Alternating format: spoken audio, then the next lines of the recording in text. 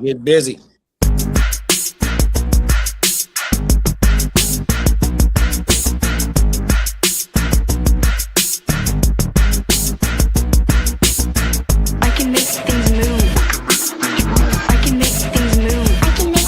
Quarterback shit when I'm I said quarterback shit when I'm under the center. Game plan sick, target under the weather. You know what we doing? I need that all expense paid inclusive. I'm the plug, so I'm plugged into it. About money like with Jewish white Christmas. I'm Scrooge, bitch. My mood is on cruise ship. If you ain't tuned in, you ain't vibing with my moon man. I move shit like Carrie. I'm the cold truth, Fletcher Reed, Jim Carrey. Everything mooey, that mean the price varies. Need that designer cream shit and all Ben and Jerry's. Cream get the money like 36 chambers. Baskin Robbins shit, 31 flavors. Keep it moving. I can make things move. I can make things move. I can make things move.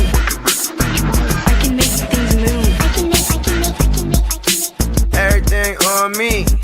Yeah, tell him Bogart scot-free. Lottie-dottie, he like to potty. Fuck with blow shoot, trolling 5 mollies. Heard I carry weight, move packs like a dolly. And I stay fuming, clock me doing Godspeed. Business booming, back-to-back trips, moving multiple units. Got mules, got universal soldiers, getting money for sure. Yeah, we ain't shrugging shoulders. You think I'm lucky getting over, made it far cause I'm sharp, fuck a 4-leaf clover. On my 89, minus the flat top.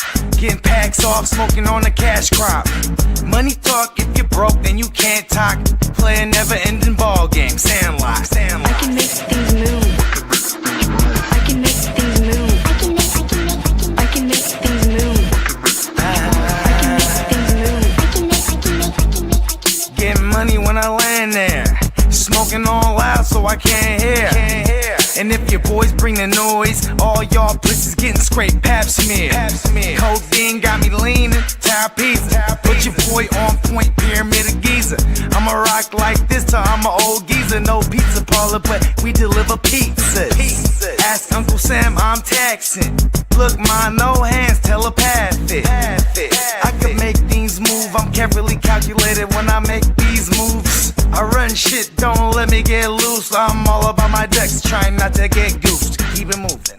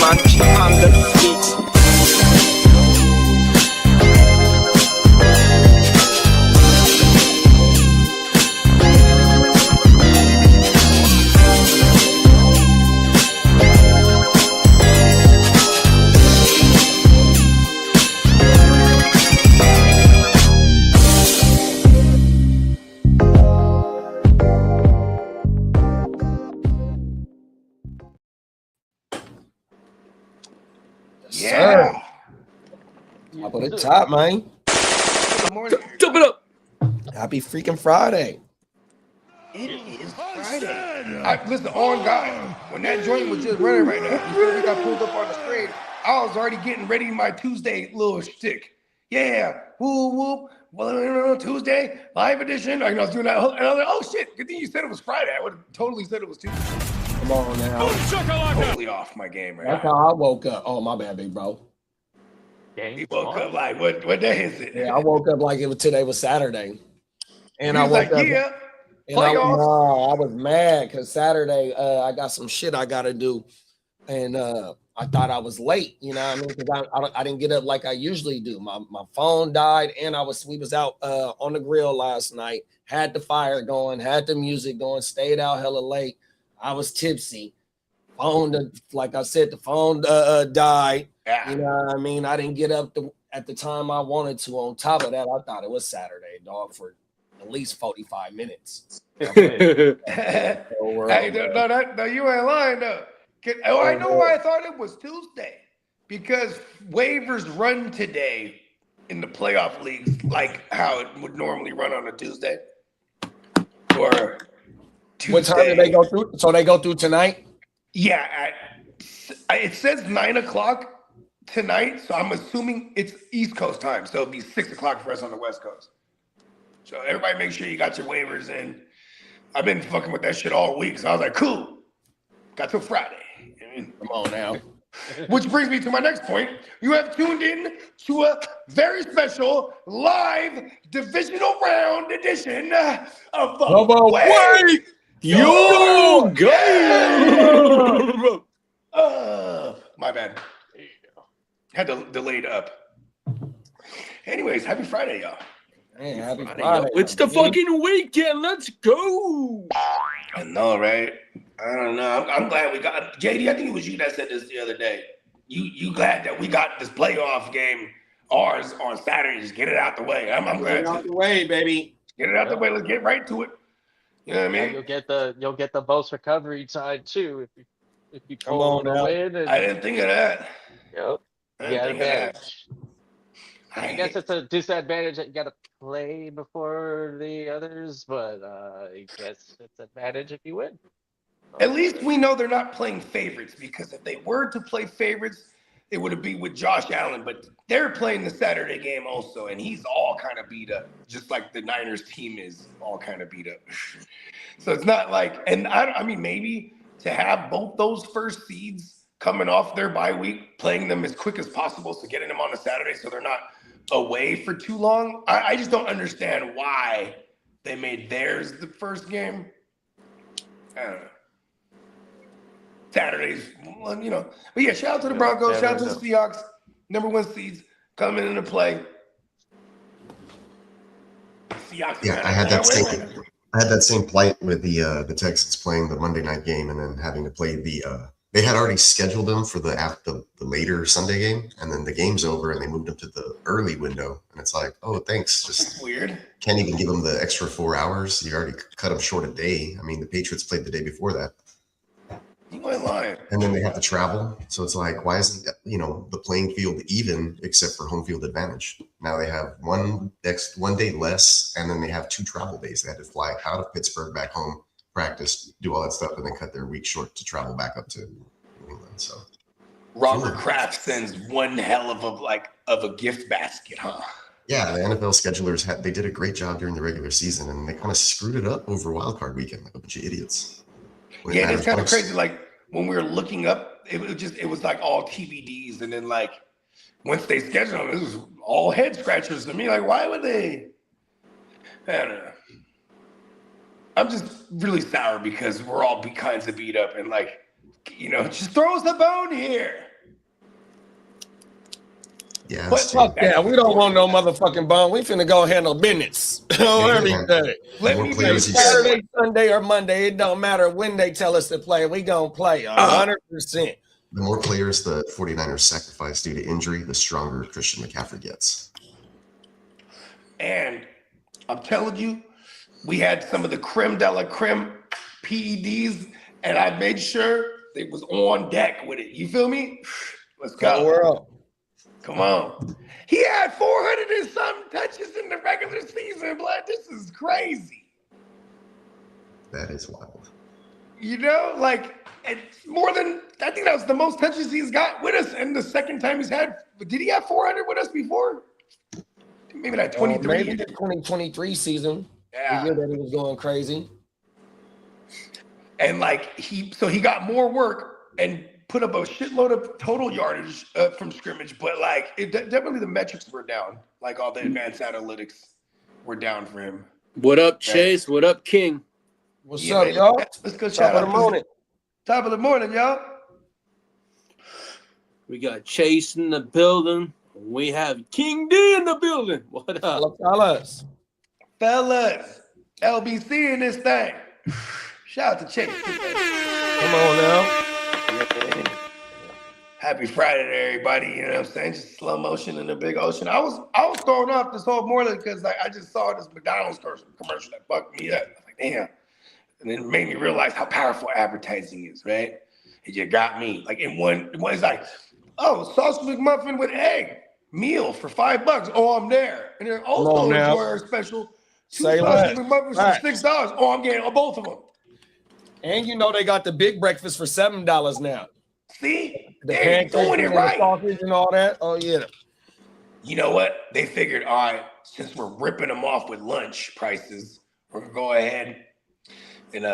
ahead and hook them up with the deal for the breakfast. On, hey, I realized that's really all I really like McDonald's for is their breakfast.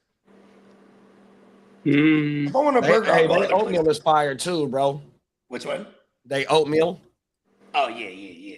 Oh, my mama just put like the one of the little butter, put one of the little butter. I like their big breakfasts. The big breakfast. Oatmeal fire. It got the fruit in there and everything. I like that. Get some fucking some granolas. Throw them in there too.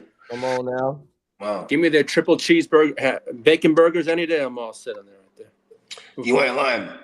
Ugh. Quarter pounder with bacon. Oh, fuck. Those are federal damn dudes. Come on.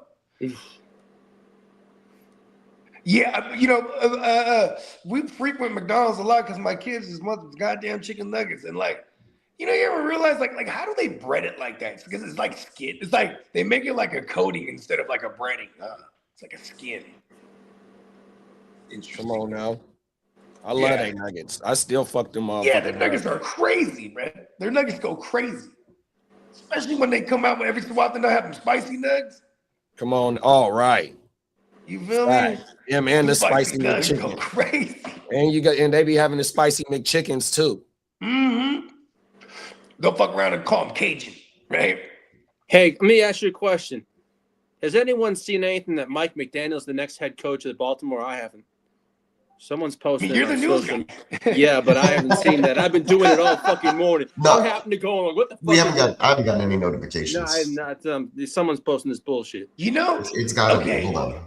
If I'm Baltimore and I'm looking at Mike McDaniel's, right, I would be like, Mike McDaniel's, I would notice he got them into the playoffs twice. The first time he got in there, no Tua. The second time he got in there, it was with Tua, but they're in Kansas City where it was like 4 degrees or whatever, and Tua sucks. And like, you know what I mean? I just feel like Mike McDaniel's could be viewed as a guy like, all right, put him in this situation with Baltimore and maybe he's better. But I don't think, if you ask me, my opinion, like if you fired John Harbaugh because he can't get over the hump as of late, like what makes you think you could do it with Mike McDaniels or anyone else for that matter? He's one of the best. I mean, maybe bring in Tomlin, I guess, next year. You get a lame duck coach in there right now. I don't know, man. It's it is exciting though for the Bengals next year because I think they are going to win that division. We should put money on. We should see if there's open lines already for next year. Put it on it now. Cold world. Get ahead of the spread, huh? No, that's on God. I remember that was the one thing. If I wasn't so on the legends in Vegas, I would have definitely been like, "Hey guys, remember we said we should take the over on the winning total for New England. Like that was a smash." Come on, and we were all on the hype. I just forgot to bring it up. What's kind of the idea? Like, so if you had the potential to maybe place a bet once a month leading up to the season of like a wild, off the wall, either, like I got what's somebody. the odds on Candlestick this, got a cousin that lives in Vegas too. He could put these things down for us. Yeah. See, like, I don't know if I'm committed enough, but I'm like, it'd be interesting to see like it occurred. Like somebody go out of their way to every month look at the odds and go, okay, well, who's got the craziest, worst odds, and then I'll just kind of like lay some bread down, hope for the best. I mean, whenever, like, I remember a couple years ago when we were in Vegas, it was plus 16. It was times 16 for your money for the Eagles. I thought that was pretty fucking insane. That's pretty good. It's really good. And if anyone did that, you put 100 to 1,600. You know what I mean? back in Not 2019. the 100. Well, Back, this year. back in 2019, like this is like January 2019. So this is when it was the 2018 season Super Bowl, right? And we was out there. Well, I wasn't out there. My partner was out there, and I just had my son. There it was. Just had my son, so I had to cancel my Vegas trip that we had planned like a year in advance for real. Like within that year, got my girl pregnant. Boom, had my son. But I made sure to give him $100 to put it on the Niners going to the chip. And at the time, I want to say it was like times 18 or 19, something like that. It was insane. And then he's like, fuck it. You like that shit? Fuck it. I'm a backpack you. He threw 100 on it too. And then the very next year, we lost the Super Bowl. But we dried our tears with money. That's the one and only time in recent history that I've actually put money on my Niners. Because it was just like, at that point when you're a gambler, you just, because of the odds pay out so well, might as well throw bread. Like it was like plus 200 or something like that for the Patriots over. They've set it at 8.5. Vegas was really trying to get people to shit their bread because there was a 4-win team prior to that. The Patriots, they blew that shit out the water. What, they got 11 wins or something like that?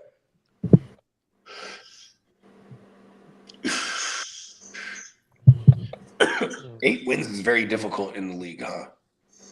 It is. Yeah.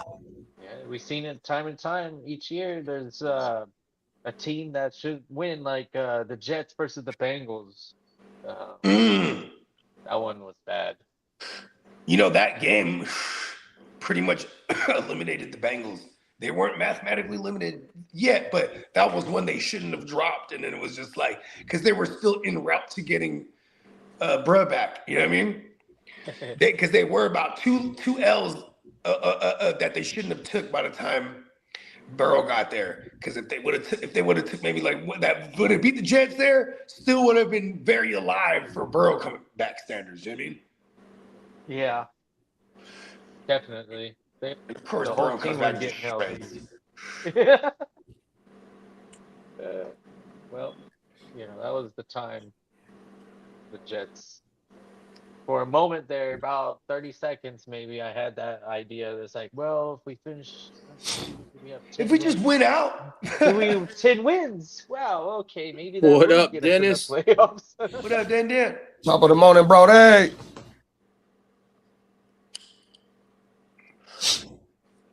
Yeah, this and likely if they were to win out in that scenario and get 10 wins, they probably still miss the playoffs. So because there was too many double-digit win teams in the AFC this year. Mentally it was pretty quick, but somebody said in-house that say, hey, we need to do a better job at losing the game. All right. Yeah.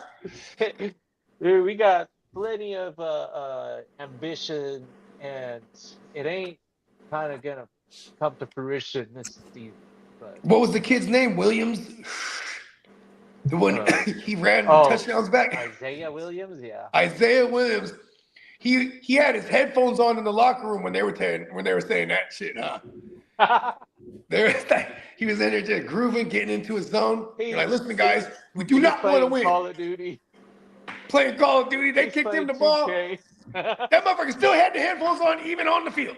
Bro, speaking of Call of Duty, I ordered because I have a Wii U. It's like an old ass system, but I got Call of Duty 2 Black Ops because the zombies is like the best. It's goated. And I went back and I played it with like updated maps, and I was like, I got my ass kicked like the first 3 rounds, and I was like, oh, I remember how to play this now. And then boom, I went off. I went like 5 rounds deep. I was like, all right, that's a good way to kill 20 minutes. Nice. Right? It's fun. I played video games in like 10 years, I swear. Shout out to the homie Slim. He was like, hey, you got a PS5? I was like, yeah. And he's like, go get Arc Raider. And it's I started like watching some content on it. I didn't want to play it. It doesn't have. And I'm like, but I'm a Fortnite player. But yeah. Yeah, but he explained it to me. That's the only other game that's worth watching. I swear to God, it is. No, for real. This shit is like you got to gather these items, right?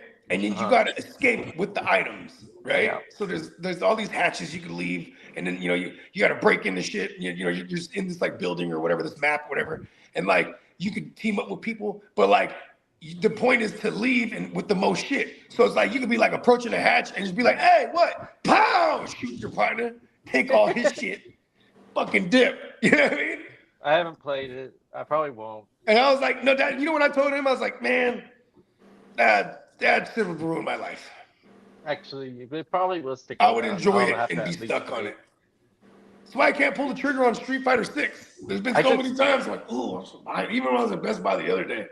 So here we go. This is what fantasy football season did for me. I bought a Nintendo Switch 2. Let's go. Nice, congratulations. I have a Switch. Well, the son has a Switch, but yeah, the Switch 2 we're looking into it a little bit. The Switch 2 was definitely a fun investment, and yeah, that's a little bit of what I was able to get with the winnings.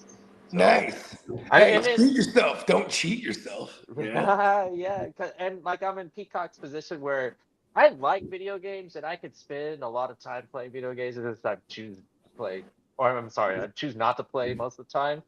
But when I got the Switch, I was kind of like, it could play Fortnite fine. So I turned it on and I was like, well, this Fortnite actually runs fairly well on this little system.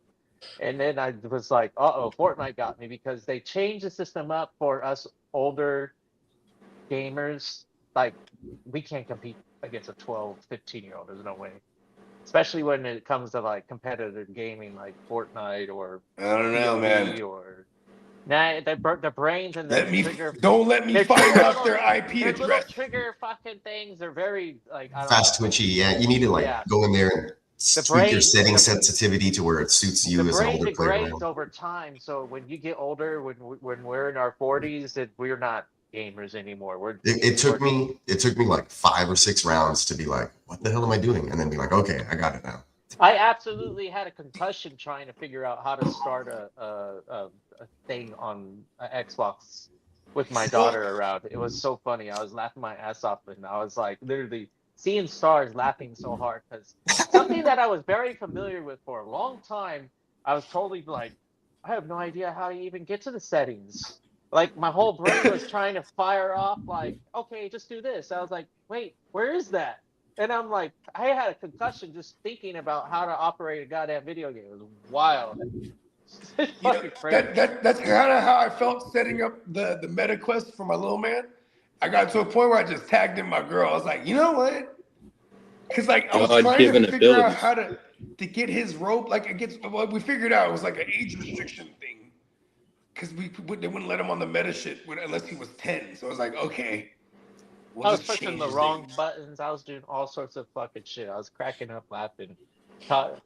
Laughed so hard I gave myself a goddamn concussion. Hey, that meta quest shit is crazy.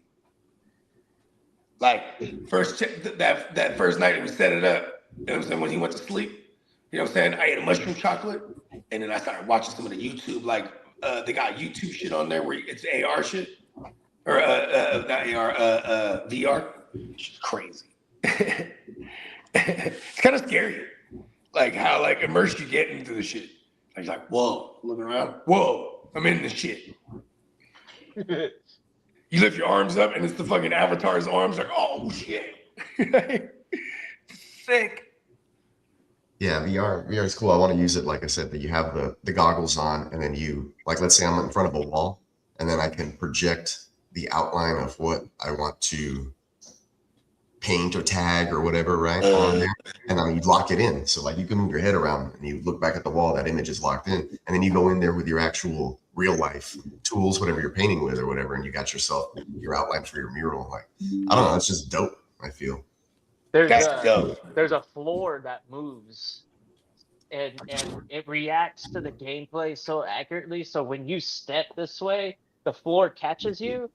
So like you can actually like run and stuff, and the floor keeps you in like a square, even though you're like running. Yeah, well, in most of the games, it makes you the VR thing is when you're in a very lot of these advanced DR if games, you have you have to money, set it sets a like- boundary to which it'll you look around and just scans your area and it sets boundaries. That way you So, don't like, run into yeah. the couch when you have the Yeah, goggles I on. guess it's augmented reality in the sense of like when Yeah, you're the actually augmented physically reality. moving and you're So and you're that shit is touching, sick. and then you're visually like in a cyberspace or whatever you want to call it. I Yeah. don't know what it is. Well, look at this. There's a fucking CGI world. there's a shooting game. I watched like demos on it and shit, but like, so you could like, it's augmented reality. So you could walk around, like, say I want to go in my backyard, so I walk around my backyard and it'll scan the whole thing and it'll create a map. You know what I'm saying? So now when I'm playing in this game, it's my backyard, but I'm not seeing it as my backyard, I'm seeing it as something else, and this shit's popping out. You know what I mean? You're like, oh shit, you know what I mean? Shooting shit. And I'm like, whoa. What's up, Papa Guru? Papa That's Guru. what I'm talking about. Top of the morning. Playoff predictions. I don't know. We'll probably I'm get there. just once For the we- morning pop. I've gone over like at this point. That's At this the point in only the thing divisional I'm worried round, about. when they match up, any team should be able to beat the other team. It just Yeah, right depends on now, what yeah. happens. You ain't lying. These Yeah, matchups are so very- close. You have the best of the Best best four. that's left in the NFL. You know, The best 8 teams. right? The best of the best of the best, sir, With honors. with honors. Place Yeah. a bet on all the teams and feel happy when you win. I can give you like my best bet, but like it's not even close sometimes. Like my initial bet last week was 23-16 Texans over Steelers, and then I modified it to like a 2-point game because of all the models and projections and simulations. And then it turned out to be an even bigger blow.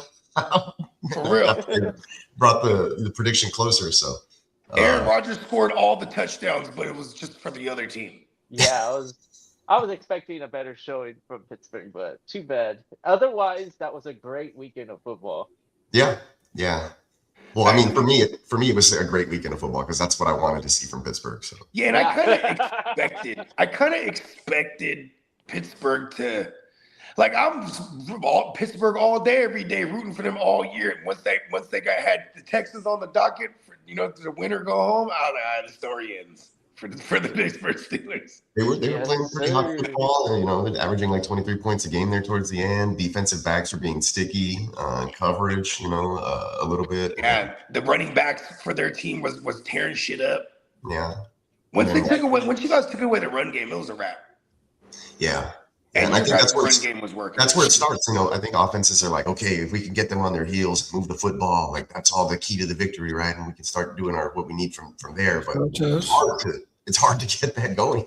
You gotta. Did you talk about the statistic comparison between Drake May and CJ Stroud on the last? I did. On the last episode. I have not because it was You need to go over that real quick because this. Yeah, I can pull up the chart here in a second once we go over it. But like the media was ripping into CJ Stroud for his turnovers. If you look at all the quarterbacks that played during the wild card weekend, all of them had turnovers. All of them had less passing yards. If you look at his grade, like regardless of the turnovers, his grading was still at the top. The Houston Texans offense was the offense with the most yards, still 408.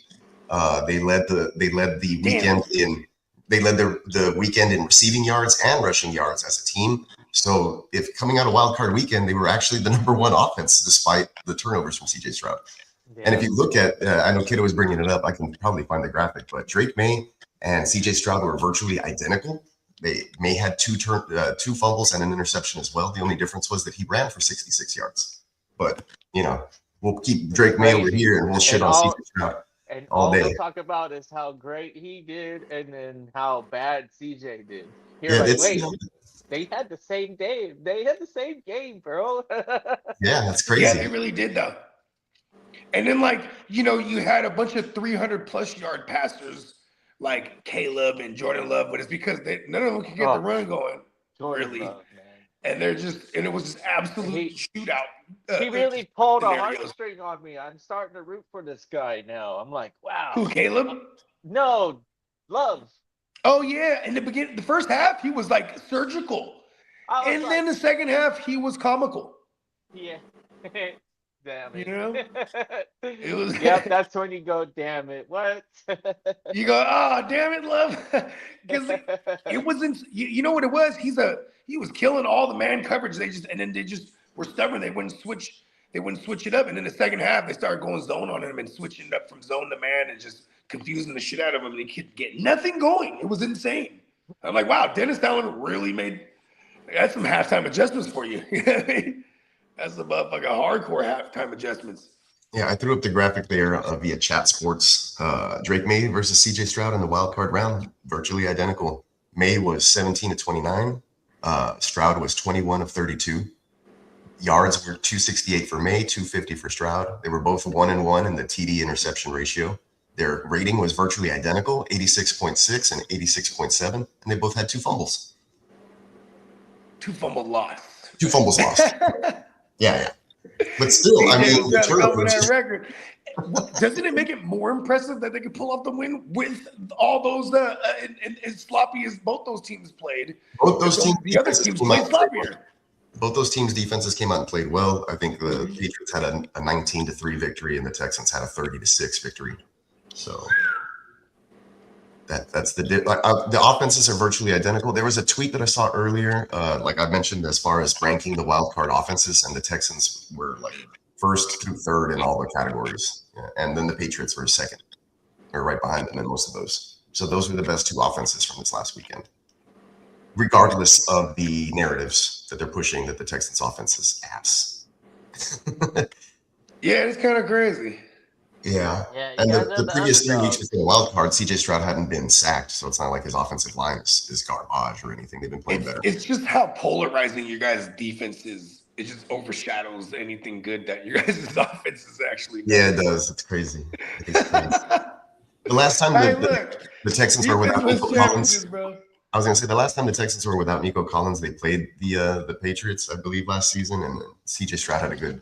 Actually, all the games in which Nico Collins hasn't appeared, CJ Stroud has had pretty decent numbers, or pretty good numbers. You know what's kind of crazy? My theory on that period, like you could just like whenever it's like your star receiver goes out and then they have big games, because like they don't just zero in on one guy, right? Like it's like okay, I think even the play caller is like, okay, well, I don't have to worry about giving this guy my first read option. Let's just worry about the play that's good for the situation. Fact. And whoever the first read option is, whether it's Schultz or Christian Kirk or Jaden Higgins or whoever it is, Jalen Noel. Whoever it is, like Noel had a really good deep catch that was it hung up there, and he went up and got it. And DB did a good job. I think it was that. Yeah, he'll probably play more. Braxton Berrios looks like he's going to be active, so they're going to all hands on deck for this game with the absence. Hell of a return man, Braxton Berrios. Hey, shout out to Braxton Berrios, a Hurricane legend. We need him to come through and follow that good juju over to Monday night, man. There you go. Yeah. That game is this Monday. Good evening from the. Good evening to the past, says Marco. There it is. Hey, what's up, Marco? Good evening to the Z Future. Shout out to Marco. Yeah, so that and like I mentioned, I don't know if I can find it anywhere else, but that's a good one. The Texans defense, like a velociraptor with a flamethrower riding a shark. That's badass. I mean, because I've seen velociraptors open doors. They for sure could fire a flamethrower. Oh yeah. They got the dexterity. Yep. And the determination. The will. Hey, Raptors are the scariest motherfuckers out in Jurassic Park. Hell yeah. Christian Kirk having the best game of his career last week was something great, weird. And CJ Stroud having the worst. This is from Jordan Pun. Christian Kirk had the best game of his career. CJ Stroud had the worst game of his career. Weird voodoo. You know what's crazy? Is you got one guy who feels all the pressure, but he's like, okay, cool. The defense keeps keeping, it's gonna make sure it bails me out. But then you hear Christian Kirk, right? That was CJ Stroud at least, right? It's like, it's all this pressure. Starting QB, we're back in it. You know what I mean? Then you got Christian Kirk. He's like, yeah, I'm in a playoff game. Look at me, mom.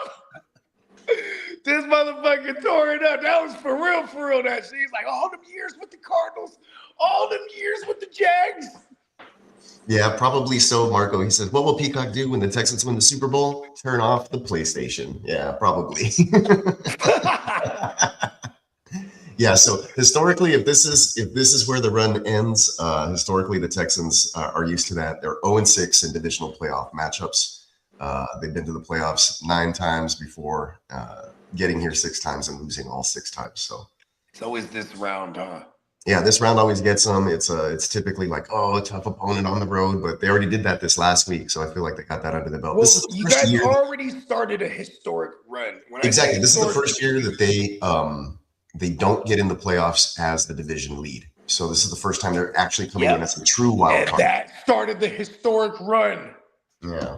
So they were able to get that road playoff win for the first time, get the monkey off their back. And then, now here's another one, right? They got the 0-6 in the divisional. And then I think the Patriots are 9-0 in this round, in recent history. So that's. You mean Brady history? Sure.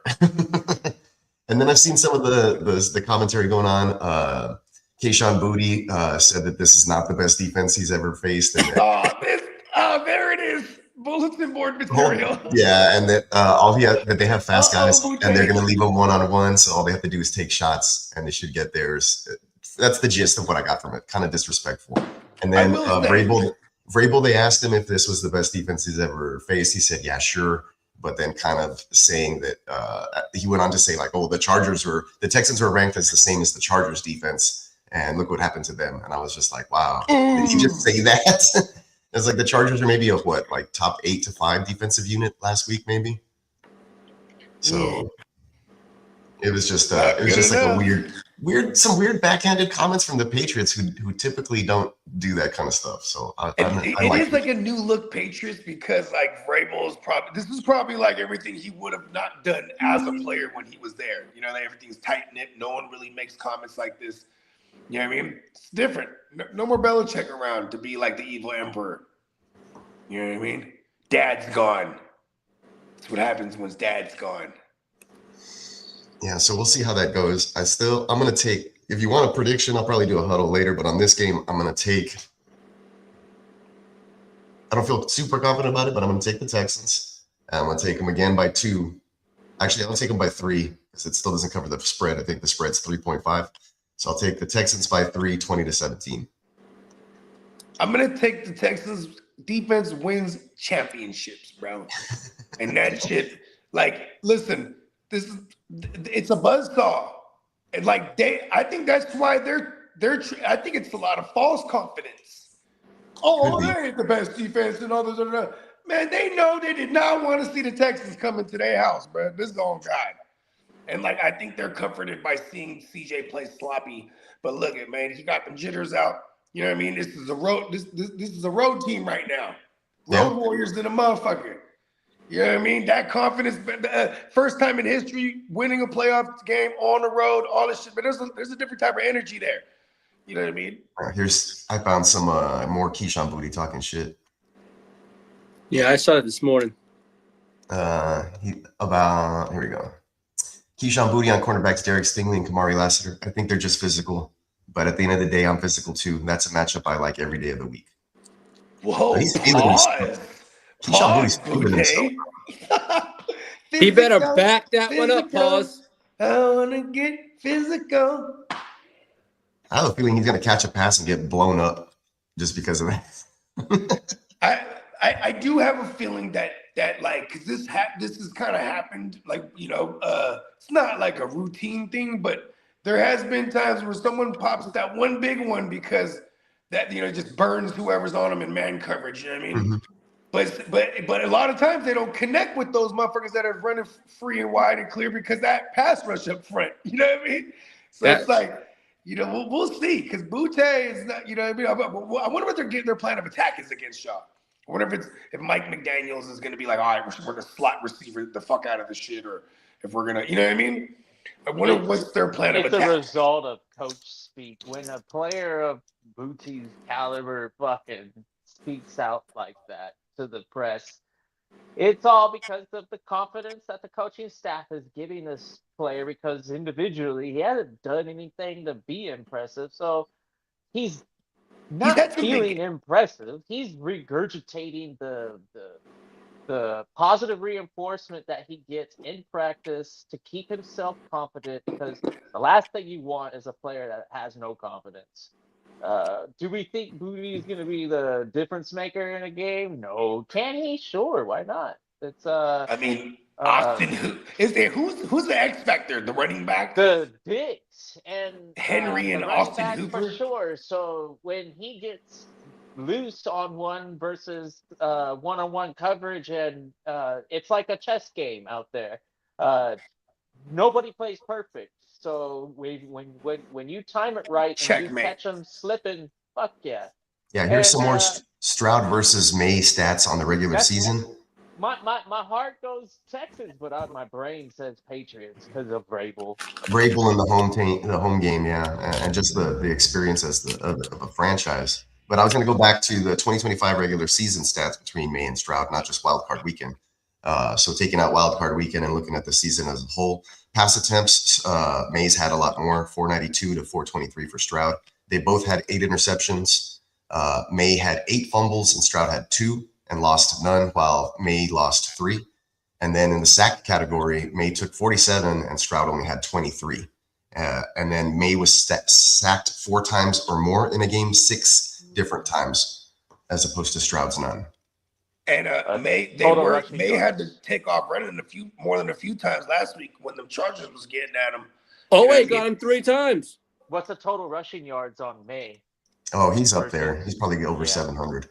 Yeah, see, that's the difference. That is the difference. And a lot of people are saying, hey, the Texans are susceptible to a running quarterback, which is true. How many yards did the Patriots put on did Justin Herbert run on them? Because CJ Stroud got sneaky legs too. You know what I mean? He hasn't been running though since the concussion, which is like, come on. Yeah. And if he would have been doing that this Stroud last looks week, like one of those skinny ass deers. In Bogey, the to meadow. answer your question, Drake May has 450 yards rushing on the year. oh, it's a lot less than I thought. Yeah, I thought he had over 500 for show, but yeah. Okay. I thought he was close to 750. Yeah. I'll take a look. With the way they talk about him running the football. Patrick Mahomes' rushing numbers from back in the day.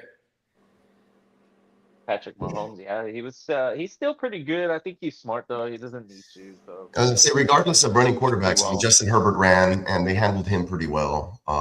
Yeah. Who else ran? Josh Allen runs and he didn't do anything versus the Texans. So That's a great comparison too, Herbert and May. I think.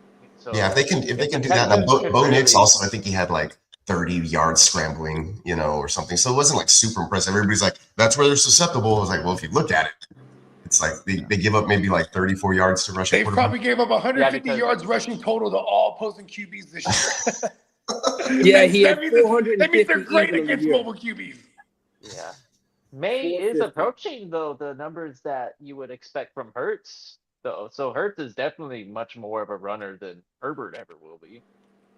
Yeah. It just goes to how the linebackers match up against the running backs out of the backfield, I think, in this matchup again. If they can do that, handle that, then the Texans defense typically will be fine. I think the Patriots will try to take more shots down the field with their speedy guys, but the question is going to be can you protect May long enough to take those shots? Exactly. I think it's risky trying to do it because then you put him back there on an island and, it's cause for a sack or a sack fumble or other things. So yeah, they just put Christian Gonzalez as questionable. But he's going to play. I think he's expected to not. He's expected to play. Yeah, he practiced in full the other day. Really? He's going to I play. missed that. He shed the non-contact jersey already. Oh, word. And I saw his concussion. Somebody landed on his head. It wasn't too bad. Yeah. No, I think Nico's is one when he fell in there. That was pretty bad. Yeah, I'm expecting to not have Nico Collins this week. Because he had a player come on top of him when he fell on his head too. It's not good. I received a concussion from laughing. You can also receive a concussion from getting smashed in the head by another guy's helmet. Game line, right? Yeah. Trent Brown's a little banged up. He's questionable. I think that he still plays. They're just resting his ankle. Hopefully that happens. If not, then they'll have to go to a contingency plan at the, bring in one of the other linemen. But Texans line has been holding up fairly well. What does Marco say here? Negative 150, number of the day. Total rush yards of Tom Brady while being in college. Holy crap. Yeah, he was sacked a lot. Wow. Yeah, this Drake May is not Tom Brady. I don't know. I've been on Twitter this week, and I'm like, most of the Patriots folks trying to pump up this game and do anything, and then coming at it with stats versus other teams. So it's Nothing super scares me. I was a little more fearful, I think, last week for some reason, but I still think the Patriots are a really good, well-coached football team, probably one of the better teams. I think it's going to be a hell of a defensive game. I really do. Oh, for sure. So, no, I think there's going to be less points scored than most people think, because I think it's going to be more of a defensive battle. I put up 37 for my total, so yeah, the over-under's 39 or 41 or something, somewhere between there. Yeah, the Texans just don't allow games to go over 40 points unless they're putting up 30. You know what I mean? Yeah, and even then it was 36 total points, right? Last week. This last game anyway, so. Or a couple days ago, even last week. 3-4 days ago, yeah. Yeah. It was Monday. It was literally Monday, and they're leaving tomorrow morning. I know, right? Yeah. NFL, it's me mad. And the Denver-Buffalo game.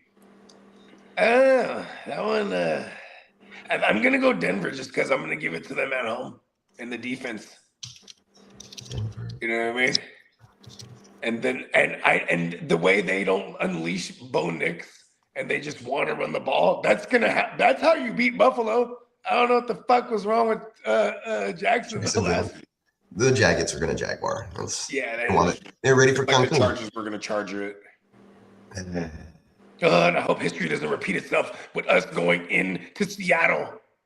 Well, now this plays out in a playoff game. Hopefully, this is the way things should go to shape up very well. Texans take care of business, advance. Buffalo takes care of business, advance. Texans get a home AFC championship game. That would be badass. Yeah. Otherwise, they travel to Denver if they win and Denver wins. And then, of course, if they lose, then I don't know what the seeding is for. I think the Patriots are the number 2 seed, so they'd still travel to Denver or host Buffalo. That's how that would work on the AFC side. In my scenario, I don't want to say we beat Seattle, but we definitely send a team, a covert team, and they blow up that substation. Yeah, I've seen quite a bit of that in the past 24 hours. Get rid of it, man.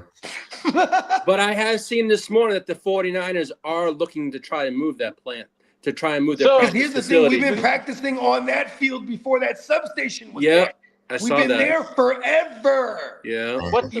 We moved the stadium there, and it was just convenient that our practice field was already there.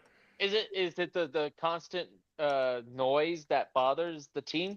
No, it's this is some legit shit, bro. There's an energy substation, and it's emitting radiation and certain electromagnetic frequencies that actually deteriorate ligaments and things of that nature. And somebody did a whole study that since that thing has been there, and in the past, we've been the most injured team since 2010. Yeah. We have so many ACLs. Look at Hugh Fanga. He's balling over there in Denver, right? When he was with us towards ACL, Nick Bosa just got his second ACL. If you want to say stuff like that, you got 2 teams, the Giants and the Jets, that like to say, I don't know, man. We don't have anything. Well, someone did all the work already. They said life's field. They said there was a regular household. Guess who got hurt there too, my Niners? Yeah. They said a household is like a 1-something, and where the 49ers are located, they're an 8.8.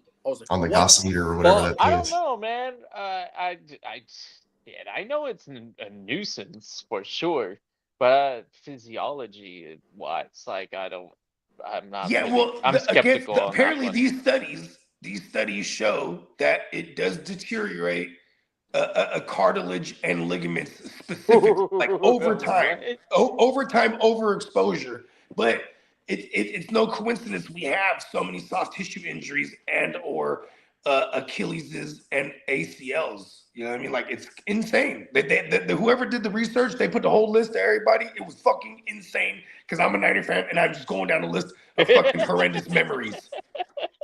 I was like, I remember that. You want to hear the conspiracy theory real quick? I think I found it. People make a living. I got it on Instagram. Around electricity. I got it right here. Like, yeah, but they're not professional athletes, you know. 49ers are always this electrical Yeah, they are. They have to do 100 plenty yards of away from the stadium strenuous and work. practice field. And before we get into it, all credit goes to this guy. They're who better said this than back in athletes. Chase Senior is the guy who very detailed analysis. Yeah, Detailed. shout out to Since Chase the Senior from Levi Chat Stadium back in Sports. 2014, they have been by far the most injured team in the NFL, and it's not close. And the 49ers alone suffer more Achilles and patellar tendon ruptures than the league average. Now, of course, many logical people were thinking, okay, it's got to be Levi's turf, or maybe just Kyle Shanahan being so aggressive. But when people started looking into this, they saw all these other teams playing at Levi's, and their Achilles weren't just rupturing out of nowhere. But apparently, according to retired 49er John Feliciano, this theory has been floating around the locker room for years. And You by know the way, what's for more sports content that you plausible? don't see on What's ESPN, more make sure you follow. probable So this is guy that decided the to put it to training the test. And this staff man went is to the to 49ers blame. practice facility with a But pulse meter we're to talking measure about the multiple Now, regimes apparently that have for dealt a with home this. or an office, the normal range is 0.5. It's not to just 3 this milligrams. Trainers current That's go regime. far from edge of the multiple Niners practice regimes though, field. because It that's read like an just 8 like mile in-house edge of people. Like This he's is talking 10 about plus the years. milligauss right here. 3 milligauss. That 10 far plus years edge of the data. Niners practice field is 0 to at 3 milligauss, and the 0.5 practice field on is at Monday 8.5 when on a Yep. Monday. electricity was actually very Wow. low. Now I know what you're What'd you thinking, call 'cause it? I was thinking this too. How the Milligauss? hell is Milligauss. that I any don't know what the hell correlation? he is. So Never heard of these it. Apparently, there substations are are built thousands in the of middle of peer-reviewed studies that say that neighborhoods, chronic exposure and people to buy these houses low-frequency next fields to them. can significantly weaken collagen. And collagen is a building block. It weakens collagen. And Collagen, there it this is. Chronic exposure just makes those tendons and ligaments so weak that when a professional athlete goes to do professional athlete What's things, it just the freaking explodes. what's Let me the know. Yeah, name of those the people study? aren't sprinting full speed, you know, and doing stuff professionally. Like that's why they're not getting injured, you know. Maybe they're having Yeah. issues down the line, like just regular people in, you know, in the I don't know. residential area. How come Christian McCaffrey's having such a good PEDs, season finally? okay? PEDs. All right. We'll take the He's suspension practicing next more year. than anybody, and he's working his ass off. PE motherfucking D's. Yeah, I don't. Yeah, This is yeah. from a doctor right here, But that's Dr. a Jesse cool- Morse. that's a Of course, the little- most injured team in the NFL has an electrical substation right next to their fields. Yeah, sure. Let's go ahead and Shout out to my man. That's one of my peers right there, theory. Jesse That's Moore. what's gonna generate attention. I mean, he's an Sounds like injury a expert. I mean, sure. I mean, George Kittle literally just ruptured This his guy Achilles. debunking it is just some dude. George Kittle just ruptured. George Kittle is the perfect example. Look at his entire career. He's fucked up. Well, that's just Brittle Kittle. It perfect fit, Brittle you know, because it's of the substation. 2,036 games missed since 2017, NFL record. 28 ACL tears in 10 years. Fuck. 28 in 10 years is a lot of ACLs Damn. for the Niners. I That's can't even name ridiculous. 28. I know Nick Bosa got it twice on that list. That's- What? Yeah. You know what? We're gonna be that. Look, it's gonna be me and Garth Algar and a bunch of other degenerates, and we're gonna go on a mission. Come on, AI. You don't know nothing. Boo, AI. I'm always stumping AI. It's like, nah, man, I don't know. There's no universally accepted long-term study that definitively names one team as having the most injuries. Shut up. I don't want to hear it. There is. Dr. Jesse Morris is a human being. Chase says, let's go with the ancient burial ground narrative. Bullshit. Every team has Oh, to like exactly. basically On declare top of the there's fact that we're something wrong practicing with over this ancient burial individual. ground. There's legit declarations to these injuries. I They can am a actually get in doctor and a trouble Niner for not fan. declaring I will tell injured you, players. it's a substation. I'm Which telling team you. had the most injuries this year? That's a good one. Hey, you Chicago know what? Hold Bears on. and the Jets, Lions. the Jets Not gotta the be up there. Niners. Who gives a fuck? That's this year. Niners have had more road games. I don't know, just Okay, let's go. Let's keep going. And okay, let's go next year. After that, ancient probably not- burial ground narrative. Perfect. I love I'm it. telling you, bruh. Listen, that's why do you think Alden Smith was so crazy, bro? He was possessed by one of them ancient woo-wops, bruh. Mm. Or he could have just been on a lot of What's his name? What's the guy's name that did the study? Hold on. Oh man, he didn't even win. Like that was his whole plan, and you can't even remember his name, and you know like all this about like this story is generated by that him guy, right? Him is the reason why this is even a thing. It's No, to this get has actually been a him thing for some years now. No, because Yeah, agents but have there's agents that have Yeah. said lately. I have screenshots of agents' emails. This to has the actually 49ers. been a thing for So a while, apparently. It's been passed around a while. Okay, so it's Yeah. it's It's not a been new like- thing. It's a thing. It's a thing. Yeah. So we gotta thank the guy. George that Kittle is started the thinking recent about it. example. Ruptured Achilles. I think he's a good example of a player that is injury prone. However, I don't know why we would equivocate it to a goddamn substation and not. Because I need It'll something be definitively to brittle. blame. That's why. I need to be able to blame something definitively. we're just That's finding really the excuses sole reason. to feel bad for the I Niners. will tear down that substation with my bare hands. So help me God. Fred Warner. Oh, we're gonna blame the substation for Greenlaw's injury. We sure is. He just walked out onto the field and he died. He was jumping for joy because we got because our he was jumping for joy because our offense.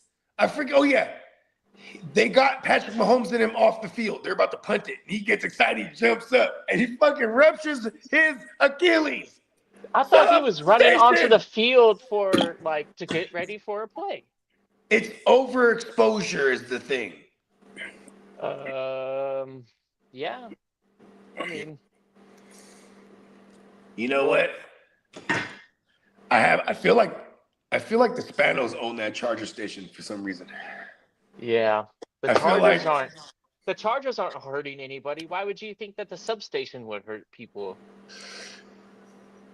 I mean, I don't know. We Makes me just have fucking the most laugh. incredible bad luck then at That injury. makes me fucking laugh.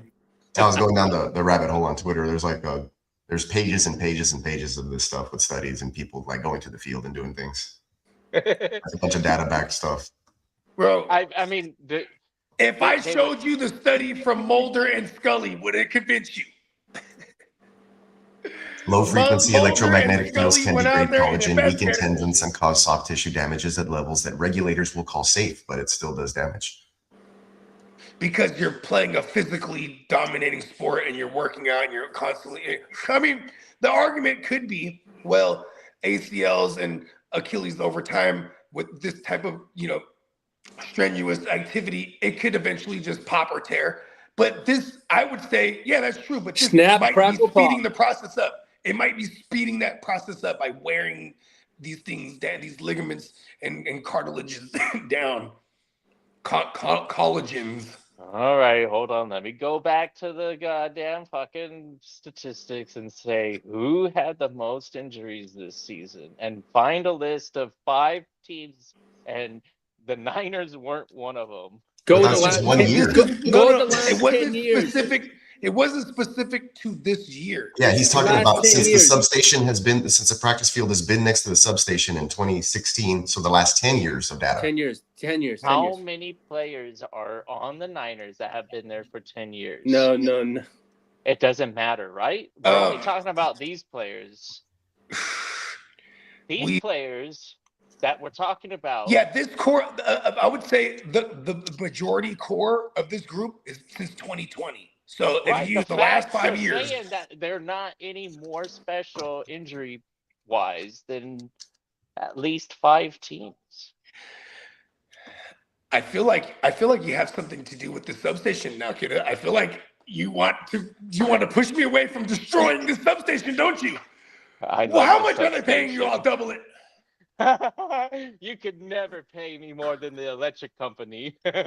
You're right. You're right. We must destroy the machines. Sir, don't become a lawyer, become an electrician. You make a lot more money. I mean, because you got to be like one of them fancy lawyers. You got to work your way up. You might not hit that point in your career until you're like in your 40s or something. You could be approaching retirement at 40 or not too far from it if you had been working as an electrician, like since your early 20s type of shit. I mean, I know some of them. It's not a technical field that is pushed often on young people, but yeah, It's a trade. young people, it's a great career. Get a trade, It's Bro, it's not the Candlestick, worst he of does life, the actually using solar your panel hands. shit, bro. But it starts from his Man. electrician background. You know what I mean? There's plenty of opportunity career-wise for people that want to do the dangerous hard Bro, I thing. barely even see Candlestick. It is That fool's he like many basically times lives he's in wearing his Utah now. tinfoil hat on this one. I guess. You know what? Who's Kidda that? is our scientist. So, and I'm just the doctor, So it's gotta, we're just gonna agree to disagree on this one because I've prepared. You know how many ACLs I had to prepare? All Niners. I don't know, man. We've I had those only specialize substations in in Niner neighborhoods ACLs. for a very, very long time. All of I'm them. sure lots of players can tell you stories of living by them. I know I lived by one for a long time. Does it eventually It's annoying give because you it's fucking, electric like, powers? loud. It's so loud. I didn't live too far from a substation not too long ago. It's not loud, I guess, in a way like a big stadium erupting for a touchdown loud, but it's You know like what's crazy? noisy. I lived right next like, to a substation in my last place that I lived for 8 years. mhm. And it was fairly loud, but like I in my town, but I got herniated since living there, or when I was living there. See, personal experience. Yes.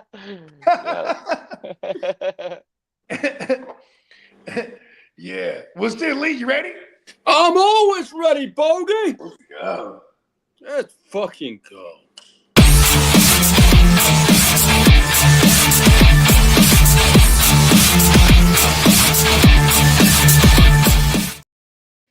Good morning, y'all, and happy Friday to everybody. Happy Friday. Well, the New York football fucking Giants have a new goddamn head coach in John Harbaugh. I said, John Harbaugh jumps conferences, goes over to New York City. Did he? Yes, sir. And Well, he got himself a mobile QB that a young mobile QB that has a hell of an arm. You know what I mean? Sir. They got a great offensive line when they're healthy. A bunch of good personnel on defense. Mm-hmm. And that division, it's you look at the Commandos, now they're already switching coordinators and shit. We're gonna see, and then you got the Cowboys. They're just still gonna do Cowboy things. Yeah, and it's really the only team that like on paper that you really got to worry about is the Eagles. So it's a great division to jump in. Yeah.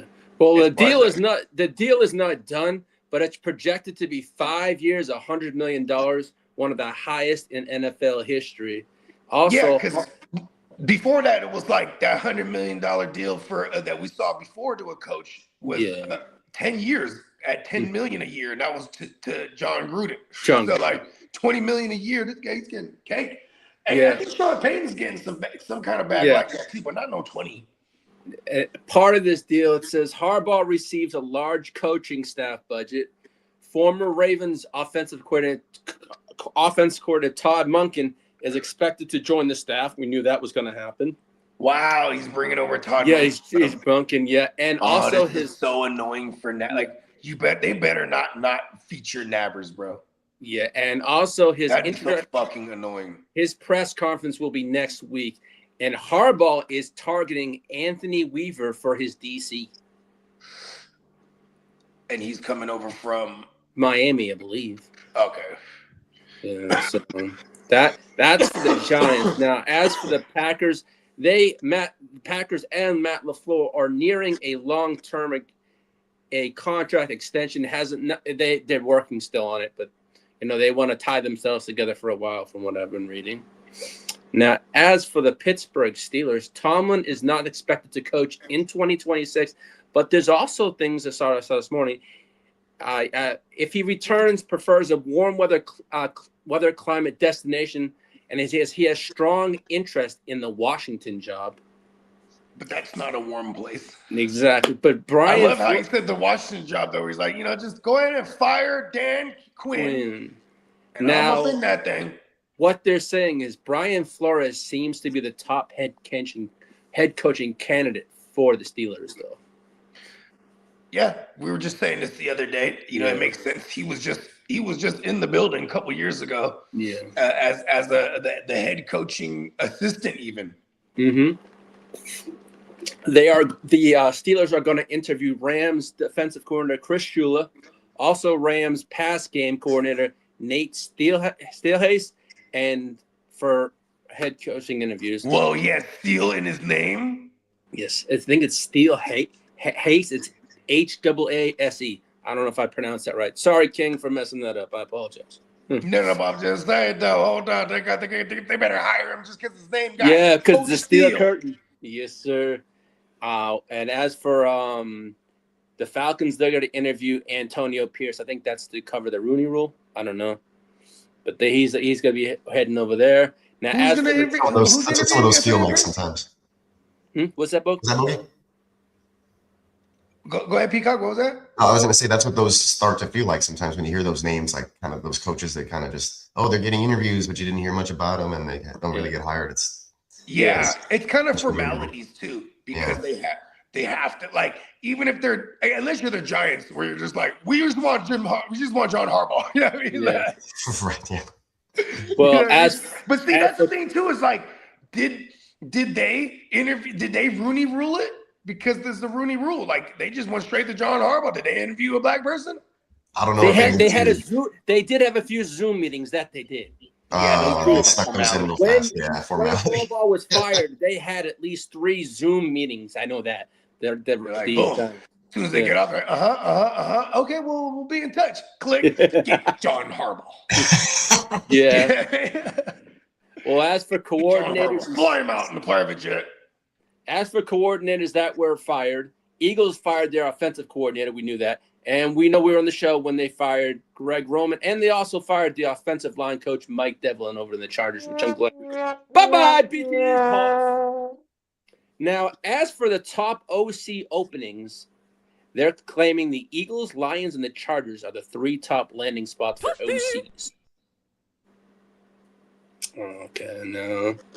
OC. Offensive. We're not talking California. Now, as for the Eagles targeting Mike McDaniel and Brian Daboll are the head of the list for their OC jobs. Those are the 2 men for the Eagles. Now, fucking Howie Roseman, he's gonna. Now, Dan Overlasky. My is gonna go there. What's it? Yeah. Dan Overlasky. He has serious interest in becoming the Lions OC. That's what he would like a shot at being their OC in Detroit. Hey, yo, Orlowski, shut the fuck up. All right. How is this guy like the main QB? This is a guy who has a 0 season. He has an 0-16 under his belt and a 1-16 with the Colts.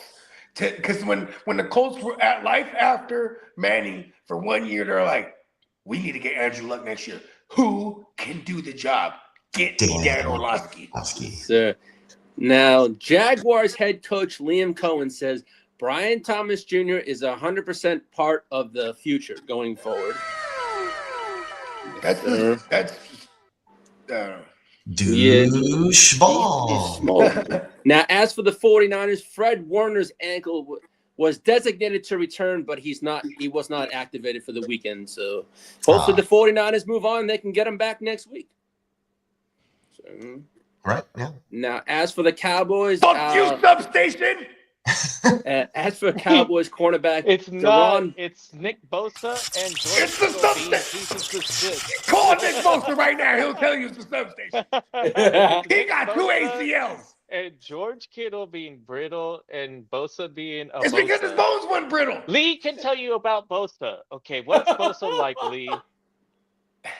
Yeah, the Bosa. Let me tell you, the Bosa brothers are brittle brothers. I'm gonna burn down that substation. And unfortunately, you have 2 of them. Those 2, I swear to God, they must have been juiced up at OSU. Those 2 can't stay healthy. They're horrible. I don't know. They had some issues there. Listen, bro. Listen. They spent their whole life. But Joey's actually their entire life. 2 stints of that with the Niners. But Joey's healthy this year in Buffalo. Three players. Joey and Nick grew 100 up. times. They grew up right next to a substation. Look it up. You guys have the craziest players. They come back from ACL after ACL after ACL and be successful. Yeah. It's the substation, man. Yeah, like I think it is. You need to put them things nearby everybody. It turns them into like We should radiated make it even. fucking super players. Yeah. Well, the Cowboys cornerback Deron Bland, he underwent foot surgery. Vikings head coach Kevin O'Connell wants increased quarterback competition in 2026 for J.J. McCarthy to give him competition. Yeah, Kirk Cousins. Well, speaking of Kirk Cousins, he was hired by CBS Studio to do the analysis for the divisional and the AFC Championship game. So we're going to see crazy Kirk for the next couple of weeks. Oh, they're over here trying to fucking work him in. Yeah. Now he's getting his footing for when he eventually does hang it up. Now, as for Chiefs wide receiver Xavier Worthy, he underwent successful labrum surgery, so he had that done. This shit is never successful. Yeah, well, we They know never come back the same. Well, at least he's not a quarterback. We know George Kittle had successful ACL surgery, but now it was an Achilles. It was Achilles. Sorry. Okay. Now the station did it. Now with George predicted to miss next season, the 49ers are going to try and target Kyle Pitts as a replacement. Great. Kyle Pitts. Maybe Kyle Pitts. Maybe Kyle Pitts. Listen, Kyle Pitts is no match for that substation. Save yourself, Kyle Pitts. Now, as for the Ravens are pushing to extend Lamar Jackson before free agents for his extension. It's a real football player's kryptonite, substations. Yes. Now, I know we talked about this. I feel like Uncle Jerry owns all the substations in the world. No, he's the one. He's like strategically. Please put these next to all of the NFC. I'm gonna need these next to the Niners. Absolutely. Put Now, that next to the Niners, please, right now. This blurb came out. I hate those Niners. This blurb came out late last night. The Jaguars are hinting at using Travis Hunter play more on defensive snaps. Who gives a fuck, Jag? You've been saying this shit. Show me. See now, as too. As for players like Oregon, Dante Moore, he's not declaring for the Jets, who the Jets thought they would possibly could have had the 2 pick. So he's going back to college. We avoided foregoing $50 million, they say. There.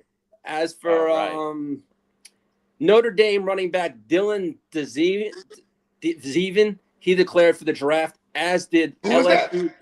His name is running back Dylan Division. Dylan? Yeah, Dylan Division. I'm going to call him DD. How's that? Dysfunctional dick. Okay.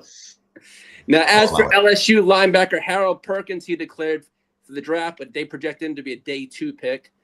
Oklahoma quarterback John Matier is not declaring. Ohio State linebacker Sonny Styles, he declared for the draft. And Oregon safety, Oregon safety Dylan. That is such a QB name. Sonny Styles. Yes. And now Sonny Styles. Quarterback Sonny Styles. Yes, sir. That's right up there with Johnny Utah and what's his other one in replacements? Yeah. Now Texans rookie Shane Falco. That is that's up there. Yeah. Sonny Styles sounds made up. Yeah, Texas, the made up one sounds good. The sunshine, what's up, Bakes? Whatever the hell. What up, Bakes? Hey, Bakes, I'll send you a text. I'll send you a text after the show. Hey, happy Friday, buddy. You can just say anything you want in the video you're gonna send JD. Don't even worry about it. Whatever you want. You want to shoot your shit, talk your shit, say my Chargers suck. You're more than welcome to say whatever you want, buddy. I just appreciate you for doing it. But yeah. As for tell them how bad they are. Well, it is what it is, you know. Let them speak his shit. You know, I let everyone talk their shit on my show. I don't mind. I mean, I don't know if it's about letting anyone. That's the point. You know what I mean? Yeah, and I use that part of the haterade show. You don't have a haterade show. No, but you know what I do? Let people talk their shit. And I gotta let you Mark change it to the No Soup for You show. No soup for you. Like, No goddamn soup for you. The Soup Nazi Show. No. That was on E, right? No, food. That's from Seinfeld, man. Oh yeah. Now, Now, as no, for he's talking about the soup. The as soup for was on. Texans defensive back Jaden Reed, he was carjacked at gunpoint on January 4th. They got away with some stuff. Hold on, you didn't know that? You didn't know No Soup for You comes from Seinfeld? Yeah, I knew that, but He was talking about I've used it talking about quite the a bit. show, The Soup. You're just Soup Nazi. No, but It's, he was talking about the show, The Soup was on E though. Yeah, yeah. Talk Soup. Yeah. Talk soup, Yeah, that one. There you go. Now, as for Texans, Nico Collins, he's No trending problem for is you. not playing this week, unfortunately, but we shall see what happens. Now, the Bears are unlikely to receive compensation picks if Ian Cunningham becomes the Falcons GM. I guess. Did you see how we came up on the pick for the Brock? Like, there's all kind of weird ways that fools get compensatory picks and shit. But when we drafted CJ Beathard, and then when it's a backup QB or a certain round and they get a certain amount of playing time, it qualified us to get this the Jags fucking some kind of compensatory pick. I don't know, because he ended up with the Jags at one point. And then that pick was the Mr. Irrelevant pick that ended up being the Brock. So you just never know. This is some Dave Canales put this out. Says running back Jonathan Brooks is progressing well and is going to be competing for the RB run role next year. Because Rico's like, I'm the RB1 that's leaving. Yes, sir. Now, shout out to Rico, 1300. Let's go. Sir. Killed it. Now, the Dolphins are going to interview Joe Brady for their head coaching job. The former head coach Jonathan Gannon is going to be. Hold on. Go back. What does he know about like football like that? Well, I don't know. It just says Dolphins. Joe Brady, hold on. Joe Brady definitely won a natty with Joe Burrow in fucking Louisiana with LSU. Yeah.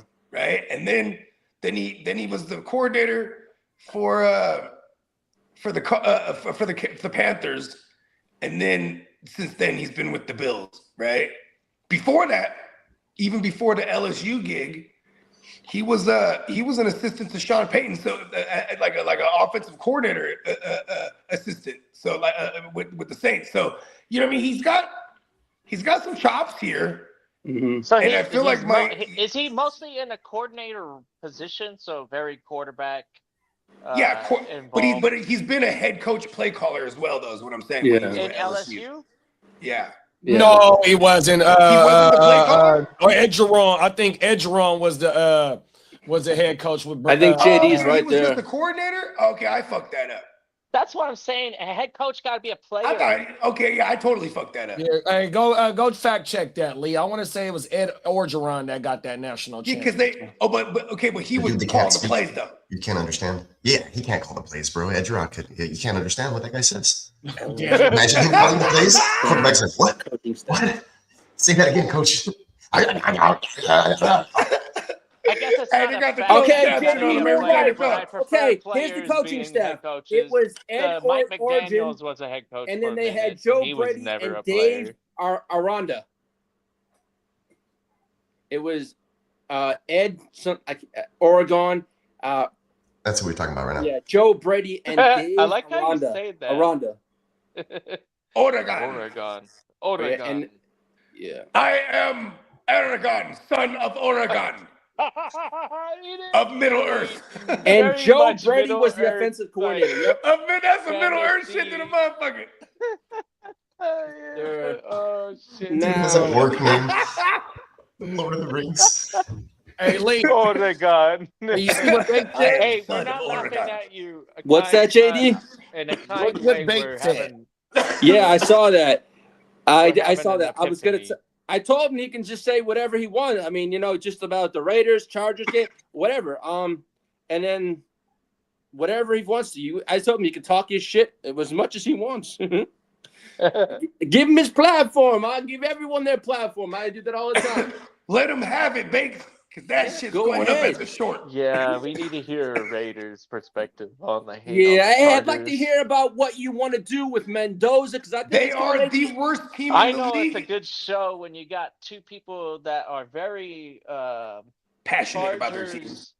Yeah, the opposite direction though. Yeah, they're like a magnet. It's like a And I'm- magnet. Two magnets I'm a with opposite ends. You bandwagon. can't push it together. Yep. He's a Now, New as Englander. for I am now rooting for not the Patriots, but Jersey. That's right around the corner of Lee. Sure. Oh, good man. As for former Cardinals head coach Jonathan Gannon's going to be interviewing for the Commanders' DC job. That'd be The a great Panthers, hire. the Panthers promoted Mike Bergozzi to the passing game coordinator. The Lions are interviewing Falcons. Hold on. OC. His name is Bulgogi. Some of these names, dude. And they got the V in the That's C. a pretty That good shit made me meal. instantly hungry. I am hungry as hell. Now, as Hold for the on. His name, no, is his name Matt Bulgogi for real? It's like, fuck, give me some shit. Now, No, as what's, for, what's his name?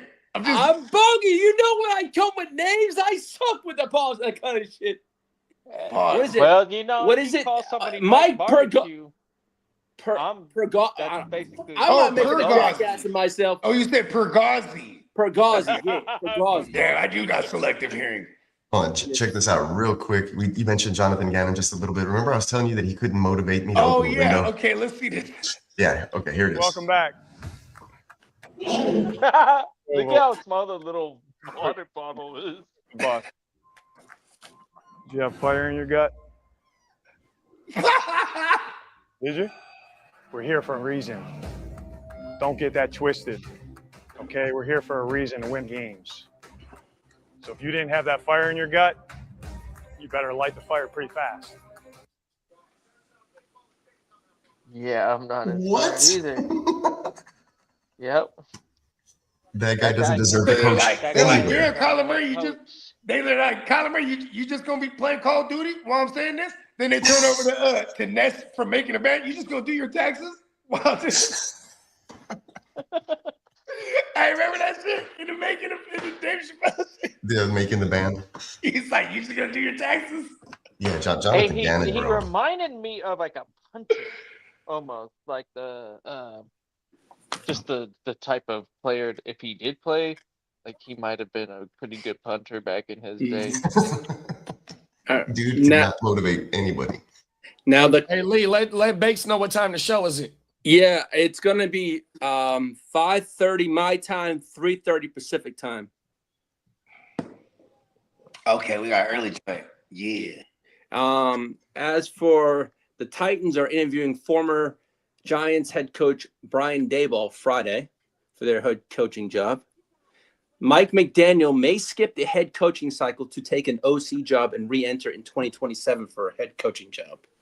Also, the Commanders released new images of their $4 billion stadium that's going to open up in 2030. It looks pretty nice from what I saw. Now, as for Jordan Addison, through the roof, it's like Yeah. translucent glass and all that. shit. yeah, it looks and it, motherfucker, I've seen it. yeah, it's a very nice looking stadium. Yeah, and it's got the big Washington thing as you come in. Yeah. As for Jordan Addison, he's got his court date on February 3rd for his arrest for not leaving the Hard Rock Casino. They asked him to leave about 4 or 5 times, and he came back in. And they got him for trespassing, dude. He was on that bullshit. Yes, sir. Now, And his shirt.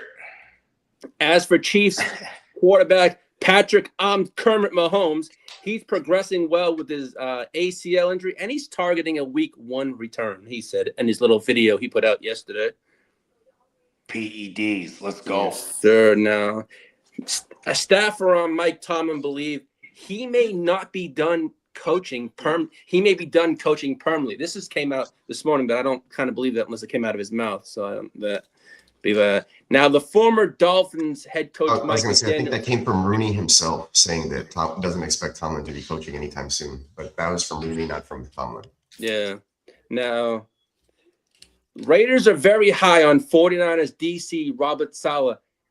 and they're going to interview him, I think, Sunday for the head coaching job. No, the 49ers play Sunday, right? They can't. Or No, they we play Saturday. Okay, yes, yeah. I We think got the 5 o'clock game. Yeah, okay. So, let's see what we got here. Now, Mike McCarthy's interviewing Saturday for the Titans job. Salah's interviewing Sunday. That's right. Now, the Ravens are interviewing Robert Saleh for the head coach. I don't know. They haven't I don't know when that's going to happen, but he's interviewing. And the Lions requested Steelers offensive coordinator Arthur Smith for an interview. And the Chargers yesterday completed interviews with pass game coordinator Marcus Brady, who is in-house, and for the OC job. And they also had an interview with Shane Day for the offensive coordinator, both in-house. So I think they may keep it in-house. I do not know. You guys are going to promote your OC from within? I wouldn't be shocked. I want Brian Daboll, but who knows what's going to happen here? I mean, who knows? Uh-oh. Now, as for the Falcons, the name to watch for, Kevin Stefanski seems to be the number one hot name over there for the Falcons job. That's their number one. What a distraction for a guy like Saleh to get phone calls about head coaching opportunities in the middle of a playoff run. Is that allowed? It is. Yeah, you just can't interview in person.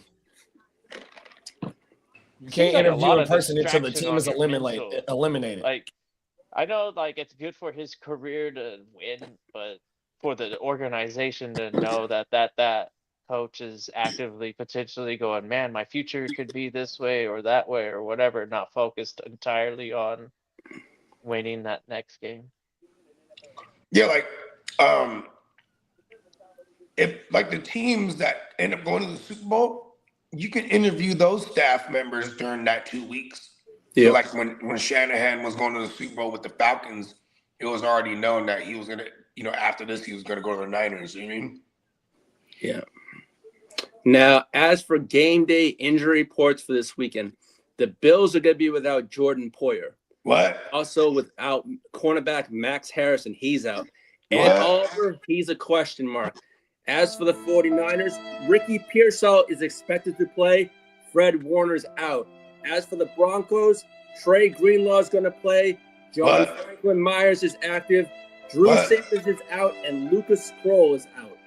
As for the Seahawks, Sam Darnold was a question mark, but he is going to play. Now, as for the Bears-Rams game, is going to be Hold up. How for the Niners game, Pearsall, how does that he's not going to be able to replace Kittle.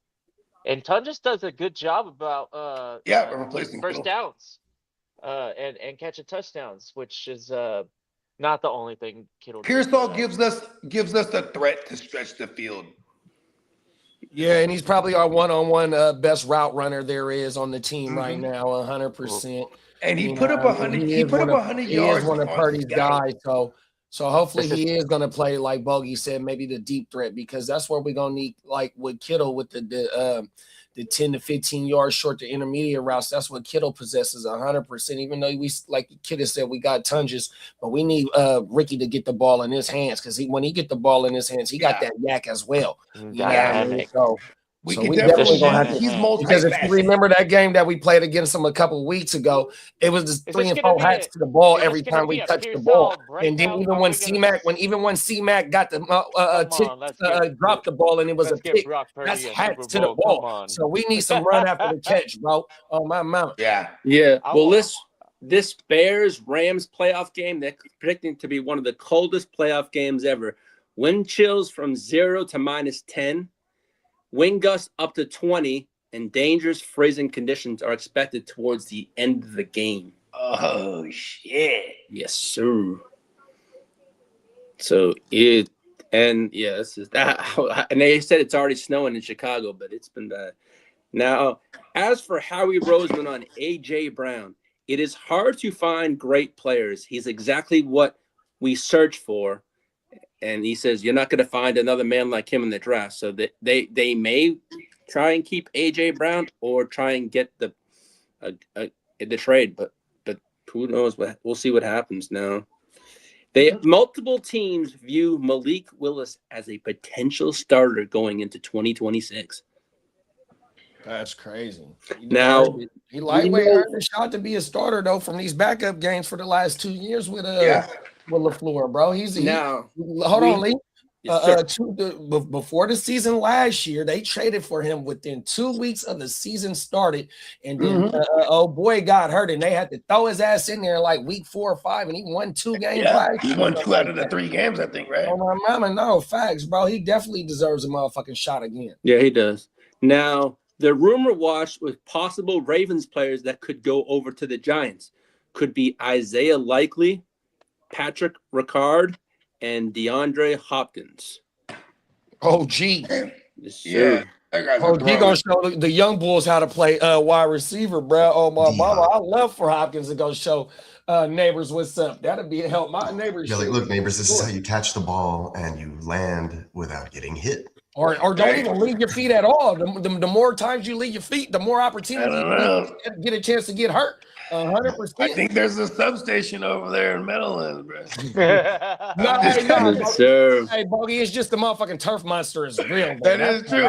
Yeah. They fucking turf is bullshit. You ain't lying. That turf be eating everyone alive. Plenty of time. No, that's gonna be no matter where I'm at. It's weird. Now I hate that motherfucker. Now the Pittsburgh Steelers' notable free agents are going to be Aaron Rodgers, Kyle Duggar, Isaac Sumelo, Kenneth Gainwell, Chuck Clark, MVS, Jabril Peppers, Asante Samuel Jr., Calvin Austin, and Connor Hayward are their 26 free agents. Yeah, Gainwell only signed a one. I know they mad they only signed him to a 1-year deal. 100%.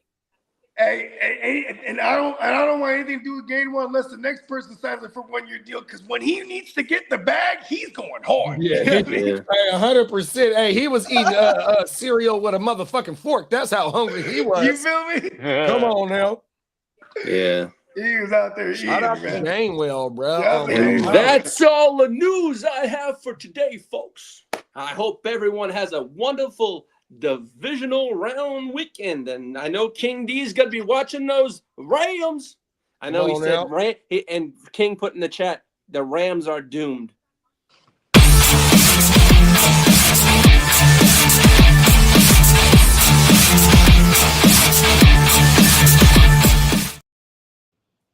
I wouldn't say they're doomed because Matthew Stafford has played in that division, so he should be used to that weather. But I know it was like 8 years ago? 6 or 7 years ago, but he has played in that kind of weather. But it doesn't look pretty weather though. Playing though, that's gonna be some brutal weather.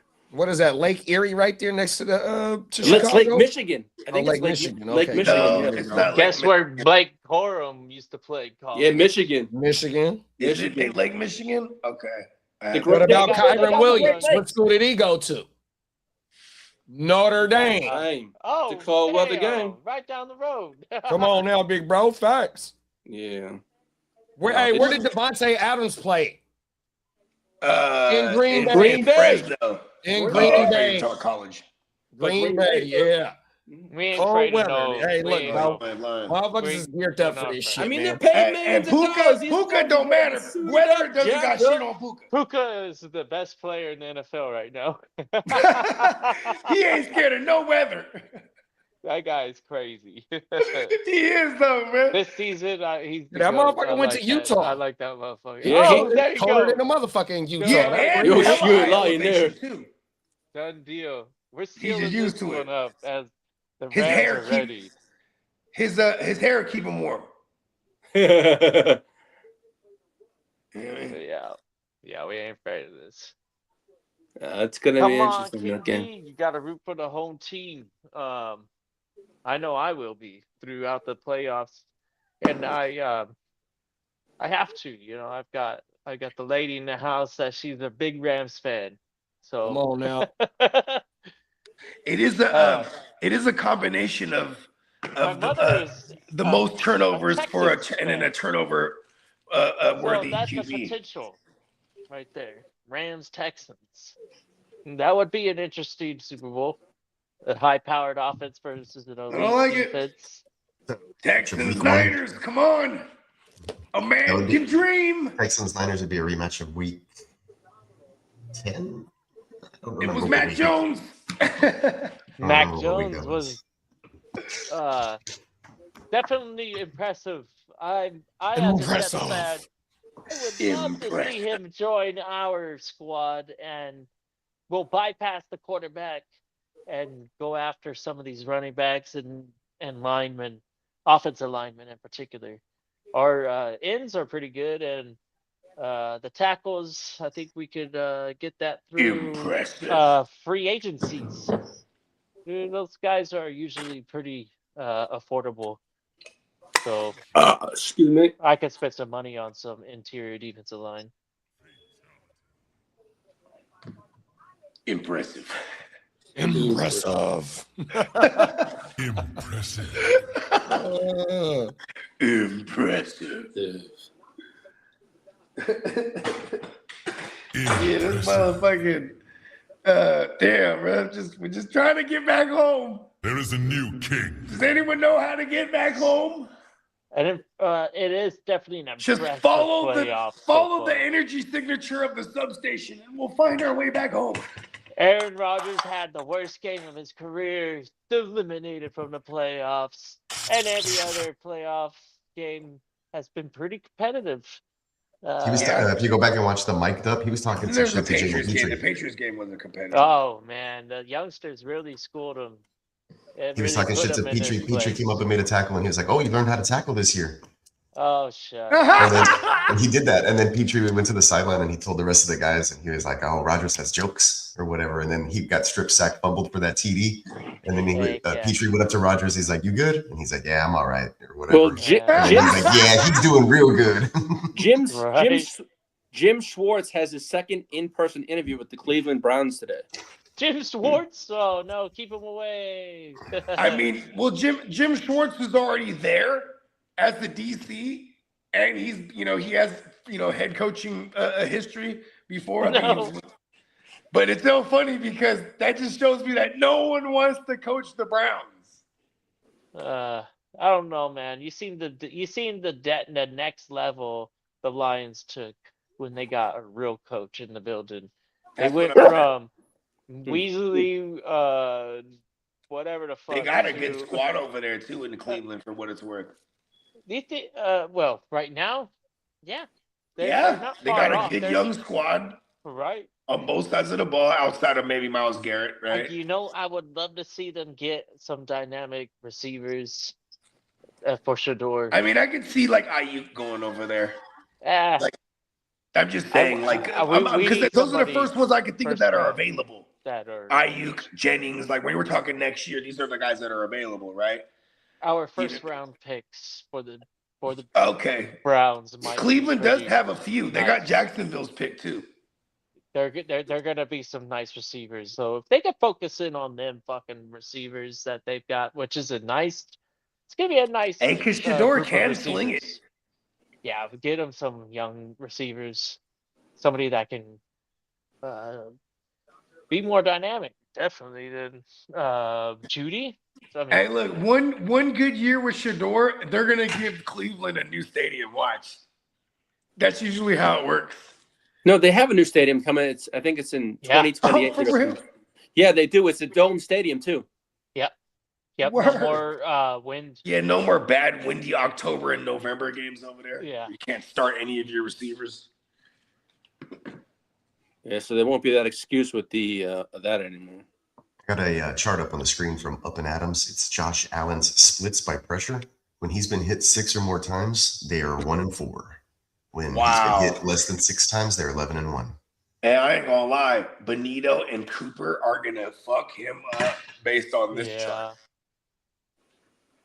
Hey, Benito and Cooper are one of the better tandems too in the league. Well, it's because they got nightmare fuel. Well, no nightmare fuel. But there's a lot of coverage sacks. That's a fact because you got Surtain and company. Yeah.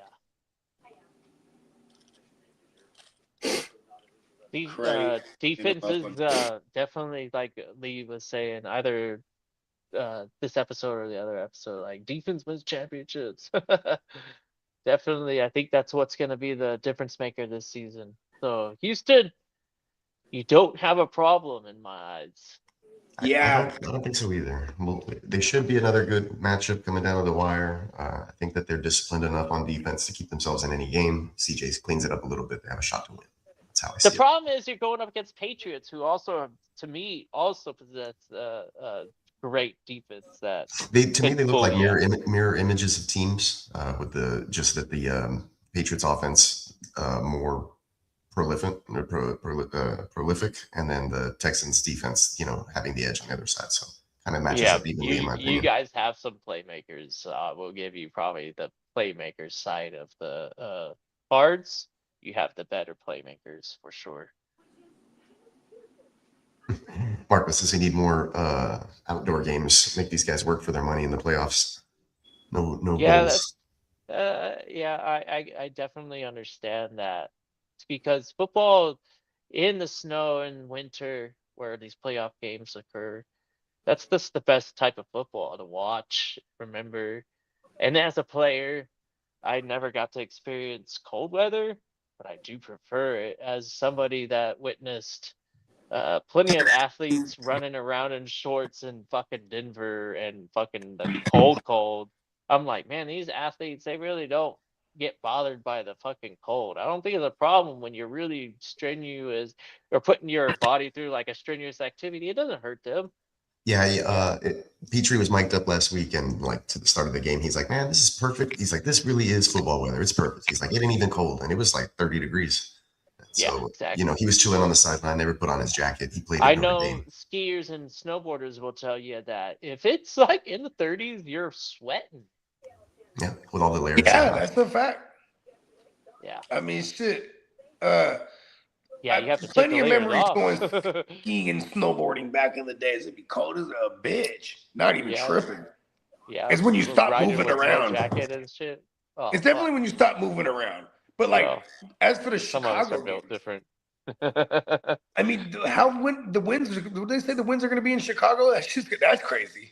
Chicago winds. Yeah, that makes sense. Winds with the cold that's harsh, but see, they got the little gear underneath. The story is that we might lose that like river wind effect that stadium possesses. I mean, they move it into a whole different county. Candlestick was like that back in the days. Candlestick was known as a tough place to play because it was right by the bay. The wind, right on the ocean. As a fan, that shit was probably always cold as fuck. Yeah, come on. So even in playoff baseball, that's what I remember. People the Giants, even Giants baseball, playoff baseball. Other teams hated playing there, dog. Yeah, it's cold over there. I've been in that area where that stadium's located. The last game I was there is when they retired Jerry Rice's jersey against the Saints on a Monday night. That's the last time I was at Candlestick. Like 2012, 13, shit like this. I was at the last game, the pick at the stick. I have a little. When Navarro Bowman, is that against Atlanta? Yep. Oh, Bowman, who used to play for the 49ers, right? Yeah, he's on your coaching staff. Yeah, he's leaving. Where's he going? His son is a well-known basketball player, and he's going to focus on his son so he can. He's in high school. Yeah, he's a well-known basketball player. Yeah, so he's going to be. I was going to mention that in the show today. He's going to be leaving. Hey, imagine that. I didn't even know the motherfucker was on y'all staff until one of these games this year that we were watching. Yeah. Okay, I have it. Let's see. I have it here in my notes. You got love for Harbaugh.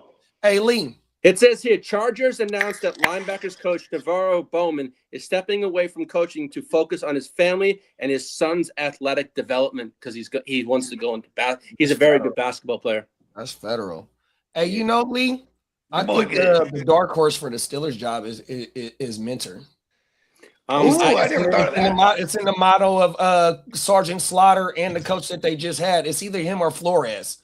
All right. Speaking of who can be there for a decade plus. Okay. Speaking of Mentor, his 6 coaching interviews are the Browns, Cardinals, Dolphins, Falcons, Raiders, Ravens. He completed the Ravens one already. Those were the 6 teams he had interviews. If he left, he doesn't got the job. He didn't get no interview with the Steelers, Lee? Nope. Damn. Nope. He wasn't on the list. I think I have a funny feeling the Steelers are going to go with someone they're familiar with. I think the Steelers are going to go with Brian Flores because he's the front runner. One, he was in the building, and then two, they could ask long tenured coach Mike Tomlin, what do you think of Brian Flores? Like, yeah, he's good. He's a good man. You know what I mean? Like, that voucher is going to go a long way versus anyone else's interviews. For sure. I agree with you. That's how I feel. But then there's also a good hire right now. I forgot about is the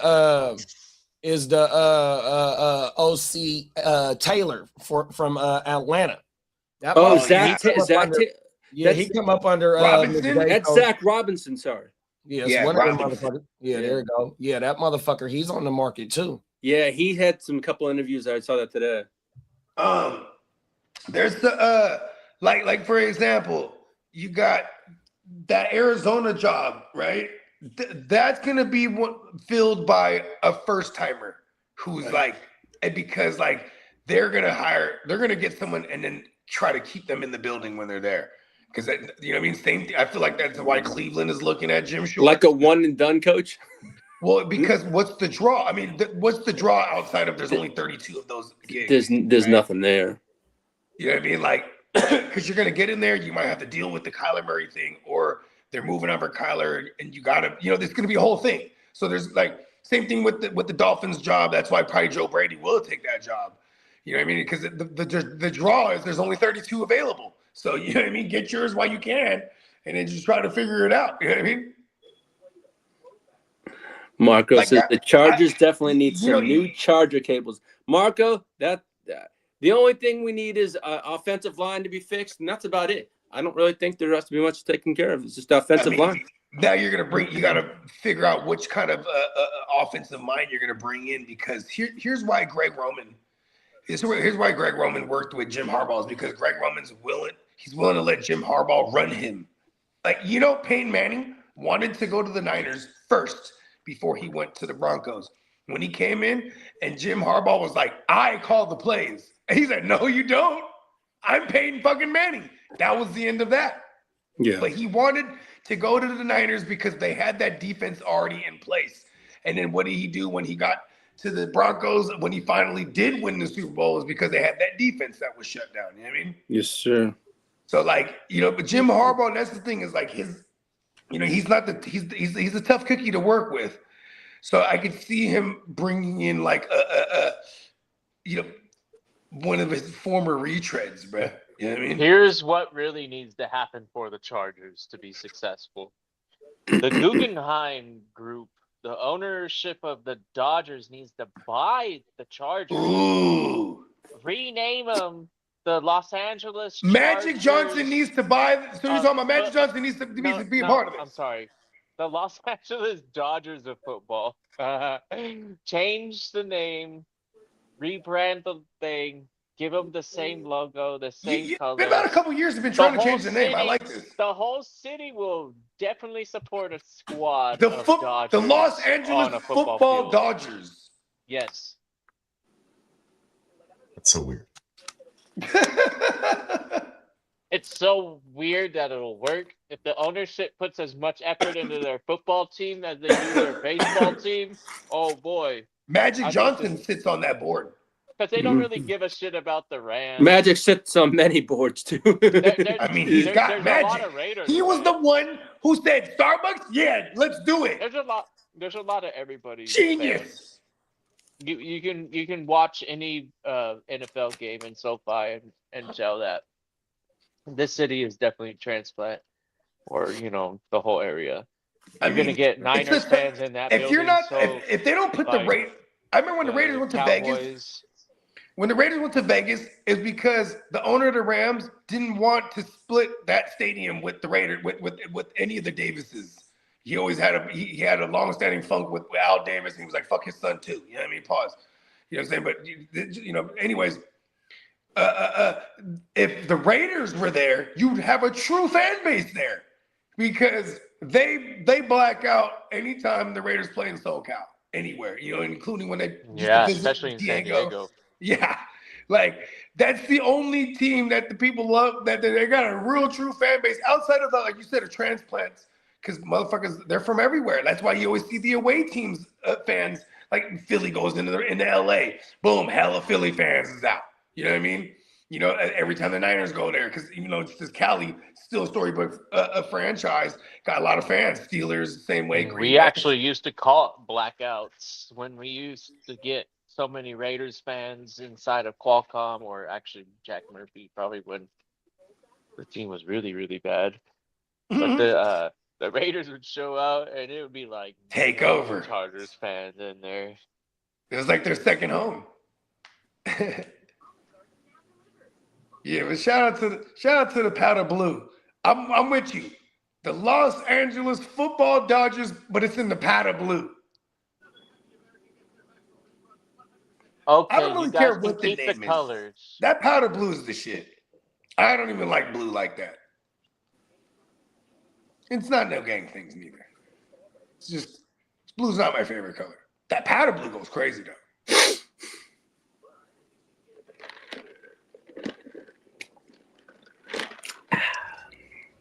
Let's see.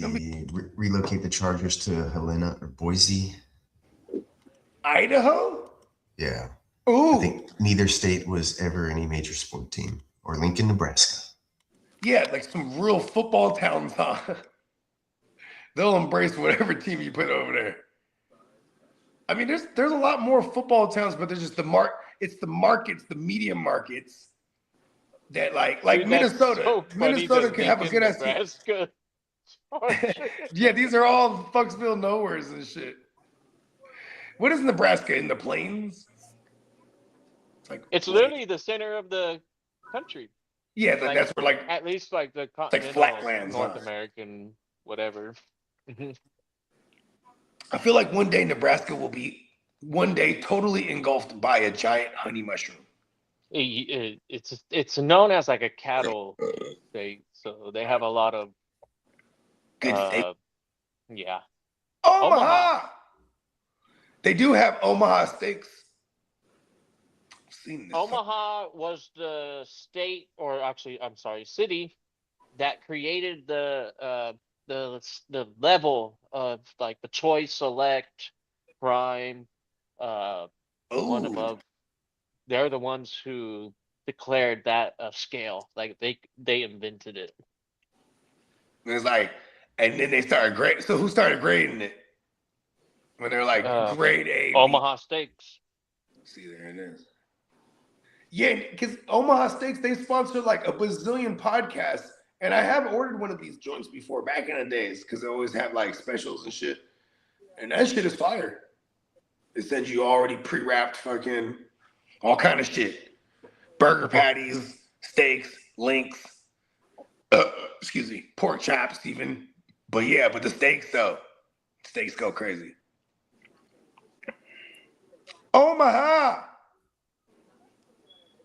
Nebraska even. There was a dope ass rapper that came out of Nebraska. I'm trying to remember Brad's name. Is that the illest nigga in Nebraska? Yeah, is that what is Brad's name? Man, that's off Belly, bro. Oh, okay. That might be what I'm thinking about. Is that the illest nigga in Nebraska? Oh my goodness. Damn, I ain't seen Belly in like 20 years. Country boys, they're I don't know, man. Like the old saying is a corn-fed Nebraskan. If I'm not mistaken, it's corn-fed Nebraskan. Yeah, facts. Yeah. So that's okay. So they're the ones that started feeding the cows the corn and all that. It's just they grow up in an environment where you're just always working, and that's carbohydrates. That's them Big Ten offensive linemen. Oh my mama. Yeah, they get so the big, whole Big Ten naturally, not even like intentionally through anything other than them just living the life of country folk, like on a farm or whatever. It's hard work. Yeah, like the Minnesota farmers, you know what I'm saying? Like fools that grew up in Minnesota, like farming and shit. You know what I mean? And you got the Viking cattle farms in particular too, because that's how you end up with Brock Lesnar. Brock Lesnar grew up on one of them. He grew up on like a dairy farm. This motherfucker was just. Here you go, right here, Buggy. Watch this shit.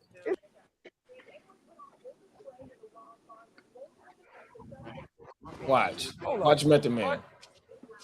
Is that nigga? Is this the illest nigga in Nebraska? I remember that shit, man. That's the boy that was eating the banana and saying, I don't like this. Yeah, I was about to say, he always got a banana with him, bro. I don't like this shit. I'm gonna drop a dime. They getting too much money out here. Fuck that. Hey, remember when they would roll them blunts too? They didn't even break in the tree up. Just big ass nugs in there. Oh, That shit used to bother me. Oh, world, bro. Method Man. Method Man acting career then came a long way. For dog. real, huh? He said he said he trips out when he's like out in public, and then people will holler out his name from Power. Is that right? Yeah, like because he's like a crooked lawyer there, right, or something like that. I never seen that Power. Me neither. But then, like he said, it's crazy that how people will recognize him for that. Because before they'd be like, "Oh, you Jamal from How High?" You know what I mean? Come on like, now. You know, he went through that phase, or he went through he was on the wire. Time where he's not just he was on the wire. Wu-Tang. That motherfucker was on the wire. Oh shit, that's right. You ain't lying. That's another phase he probably. Yeah, that motherfucking name was Cheese on there. I want to say he was Papa. I want to say he was Prop Joe's nephew. I knew a hustler growing up named Cheese, right? Well, that was his kid. That was his. Yeah, one of my uncle's name was Cheese. One of my dad's best friends, his name was Cheese. And Cheese, right? He was always getting to the bag. So I just assumed that's why they called him Cheese. And I had known him since we was kids, but he was from like the other neighborhood. So them core, that was their core group. Cheese was from them. And then so when we was older, one time I asked one of the homies, man, why they call it Cheese? Because he began to bag like, nah, because when we was kids, his breath smelled like cheese bread. Don't tell him that though, he'll beat your ass. It's like, oh shit. Oh, he was. Hey, that okay, I'm gonna bring it up.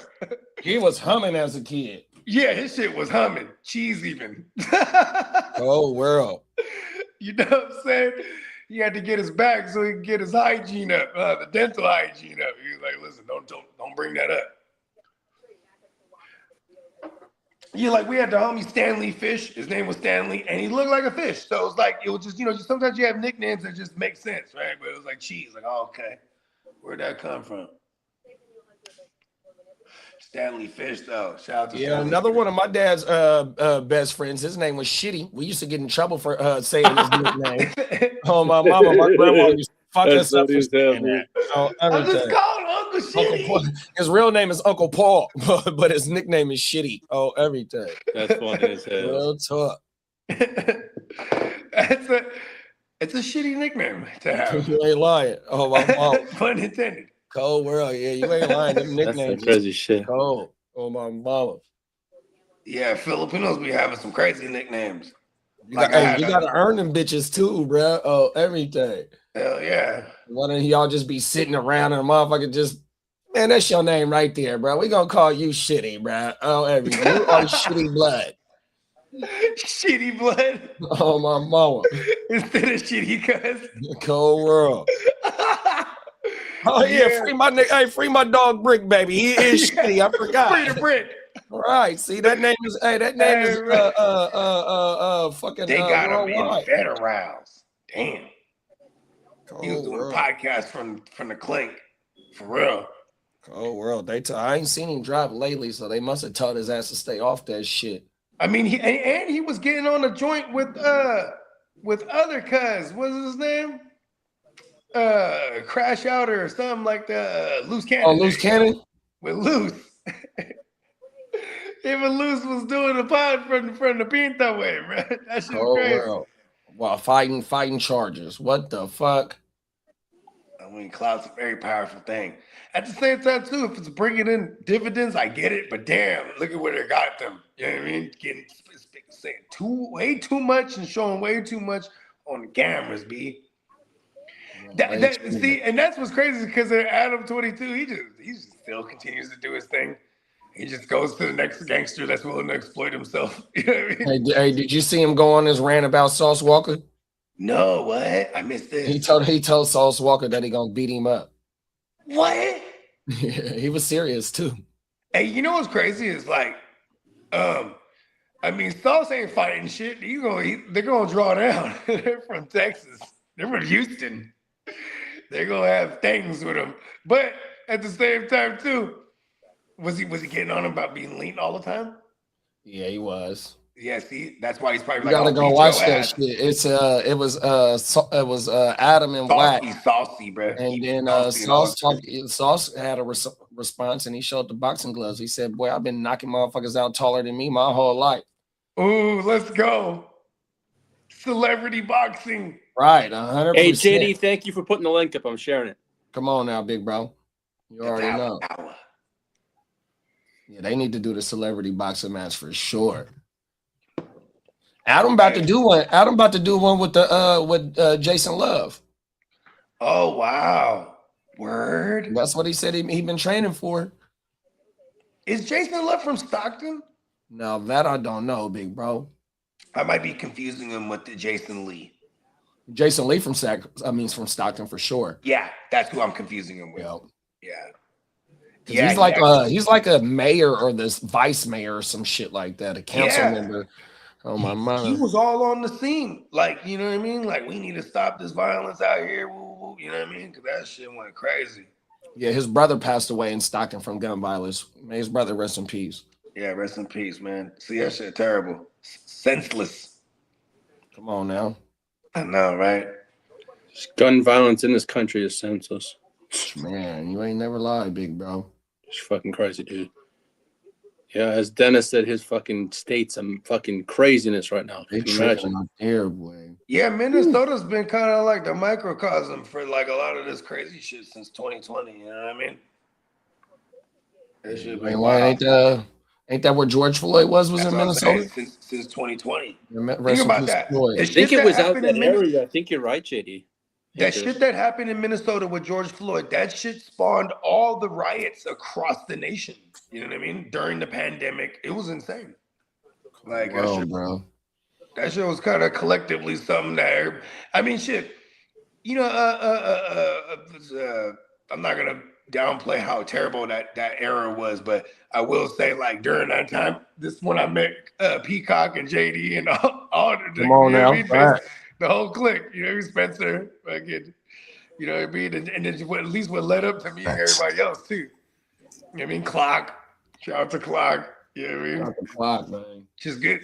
You know what I mean? Got to actually meet some good people because also just doing this shit, we you know, there's always gonna be like people that they come on putting on some kind of act or some shit. You know what I mean? And you know what I mean? But yeah, we definitely, you know, that's the GWN. This is the collective of motherfuckers that is who they are on and off this motherfucker too. You know what I mean?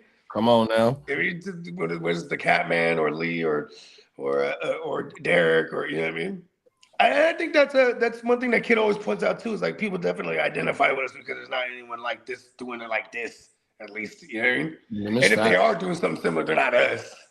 Come on now. No, nobody's us. You know what I'm saying? I'll put money on us. You know what I mean? I'd bet on us for sure. You know what I mean? But yeah, you know, Minnesota, yeah, it's going down over there, bro. From whether it's from political figures being assassinated to fucking the ICE agents just murking fools. Like, it's all in this last year. It's been kind of crazy over there. All these bills they're passing, which is like, you know, like I said, a microcosm, because it's like, okay, we're gonna enact some of these bills. Or enact, or we're gonna. Does that mean to activate, enact?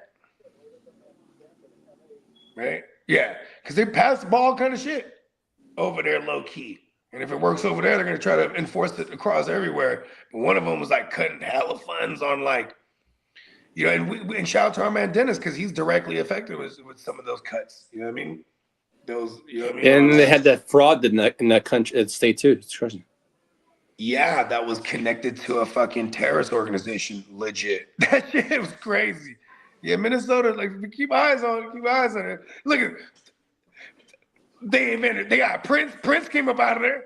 Sometimes when you have a crazy place, that's how you need a crazy place like that to produce a Prince or a Brock Lesnar or a, who else is some Minnesota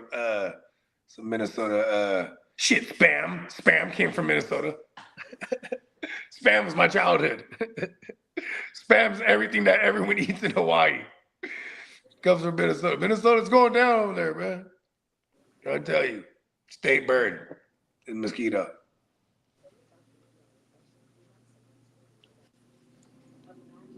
That's funny. State bird's mosquito. It feels like Texas.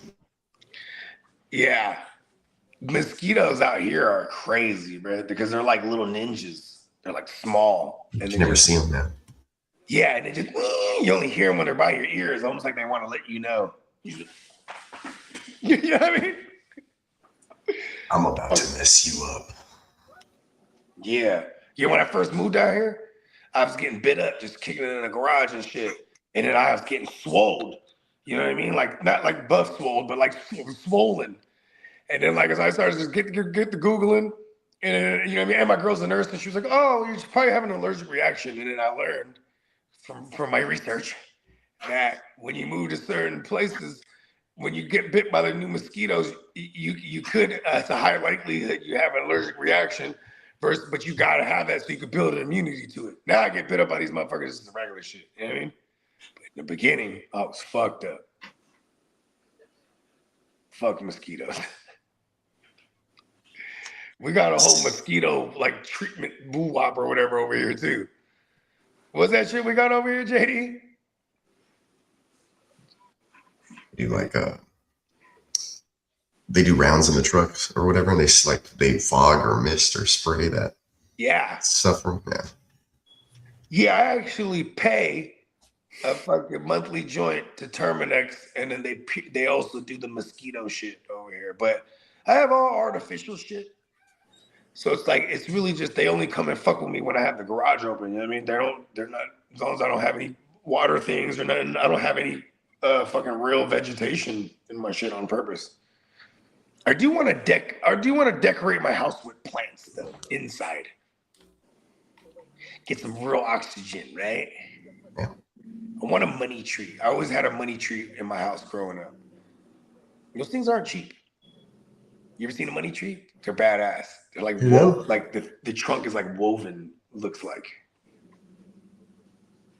But yeah, have one of those. Always have money, apparently. I need one. I need several. And don't let them die. The money might die. Money is gonna die one day. We're gonna get back to bartering shit. You're gonna have to be good at something. It is a crazy day that we're living in. When you look at the celebrities that when we were growing up, like Tom Cruise and like Will Smith and things like, you wouldn't see them really out in the public. Now with that, we have social media like celebrities, influencers, and right? It's kind of weird. Internet keeps making dumb people famous. I know, right?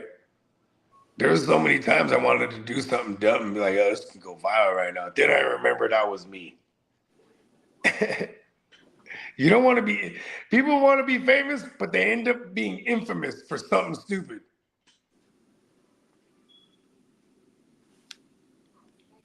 Just posted the Iceman to my socials. Good stuff. Iceman. Yeah, I was just checking that out. It's pretty cool. Cool. You know that's Drake's new name? I got one more. Really? I didn't know that. Calls himself the Iceman. And I was like, oh, okay, I guess maybe Bobby Drake or whatever, but no, it's I'm the Iceman. I don't know. When is Brad gonna drop that motherfucking album? Shit. I don't know. I think like the way I feel like Drake moves is like he puts out little breadcrumbs, and of course they're always gonna chart because allegedly they have all these bots to make the numbers like inflate. But at the same time, it's like if you're releasing a little bit of music and it ain't really like getting too much motion, say is that like Dr. Dre? Dr. Dre did that with Detox forever, and it'll just never come out. And he's actually came out and said, "Yeah, it'll never come out." And we've got like leaked versions of it over. Like I remember I got a leaked version of Detox like back in 2010. It had Too Short on there. It had 2 Chainz. It had hella fools. Nate Dogg he had like all these Nate Dogg hooks. Like Nate Dogg had one with Too Short. It was hella tight. And it was a Dre beat? It was a Dre beat. But see, it was leaked. Like this was like official detox shit that was leaked. And then like supposedly he goes and scraps that and then starts over and it just never comes out again. You know what I mean? Wow. Yeah. But so on the flip side, if you're Drake and you're actually purposely putting out, you know, little tidbits of the album and you're not getting a reaction, it's like, okay, hold on. Come back to the drawing board. JD, you ain't lying about those videos getting liked. Holy Christ. Wow. Running it up, huh, boy? I just this week alone, right? I have on the TikTok 5,000 views. Oh shit. 163 likes, 5K views. And that's just the two since the videos you sent me, that's what I put up. Run it up, Lee. Let's go. Yeah, TikTok got billions compared to like, you know, like an Instagram or Facebook, the way that they push the algorithm. Like the TikTok, they figured out a way to push that algorithm out to the max. And that's only 18 videos that JD has sent to me. And that's what it accumulates. Like, holy shit. Run that shit up, B. Yeah. Years to the motherfucking streets. Yeah. We're killing it as a channel. That's all I know. We are killing it. The grind is there. Grit don't quit. You see, sir. The grit don't quit. That's the next shirt I got to get is grit don't quit. It's up there. It's a good one. Yep. I got to get one. I was on a mushroom chocolate. I texted one of Peacock the other day. I can't remember what it was. Something about like some no tomorrow shit or something. I forget. I was like, oh, let me take some of this right now before I forget it.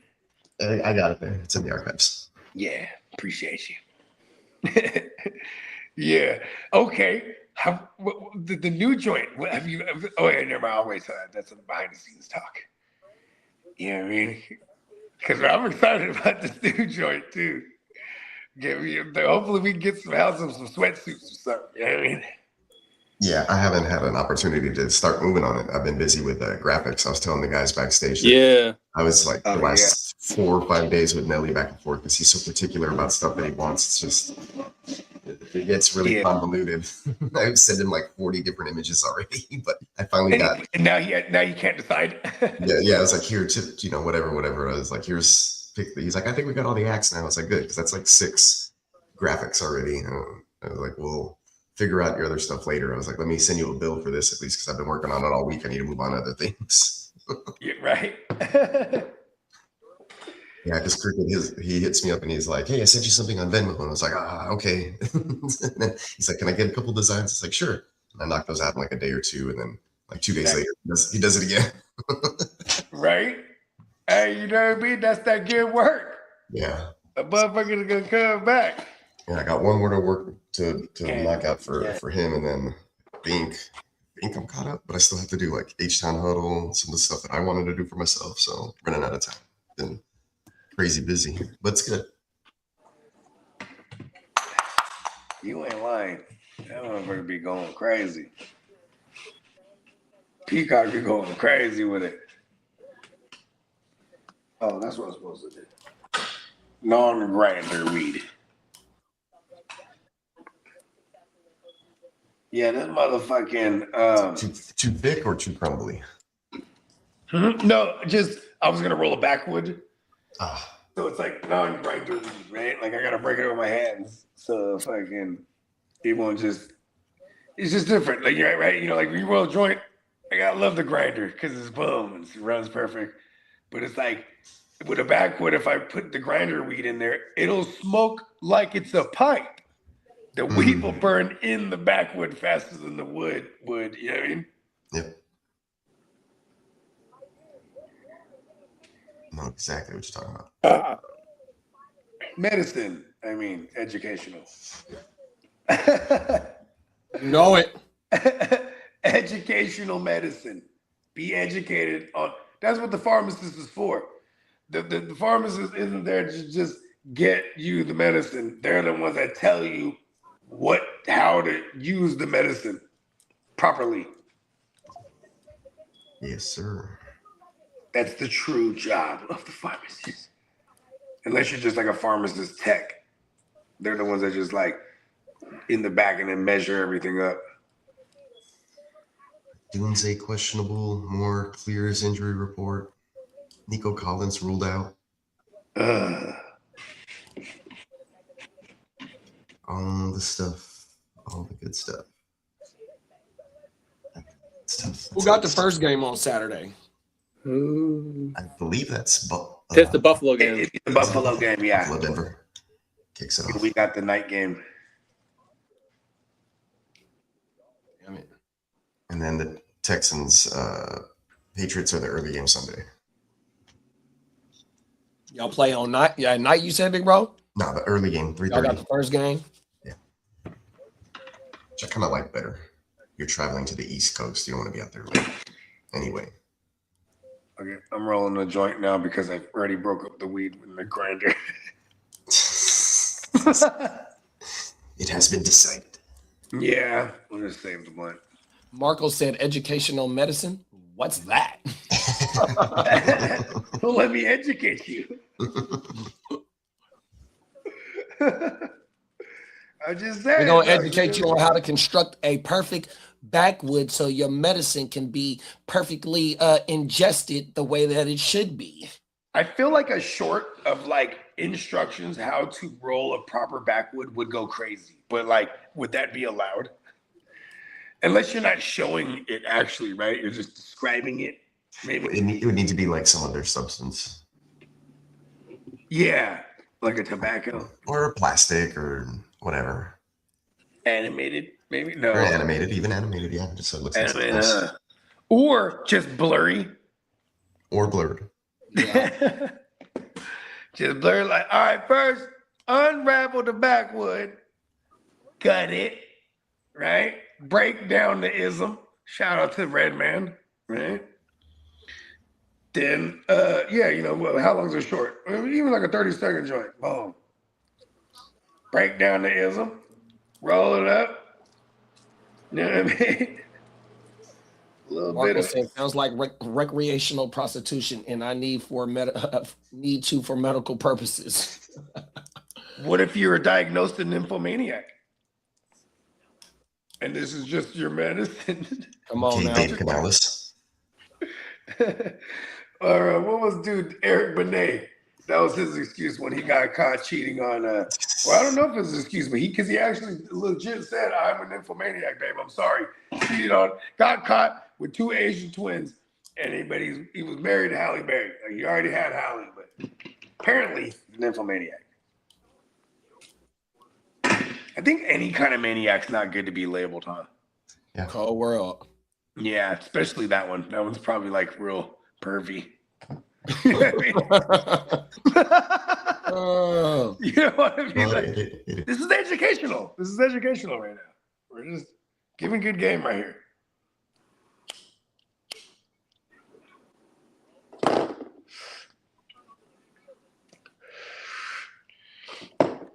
Shout out to our man Marco from Z Future. Marco said 2 twins, so he had a fivesome. 2 twins.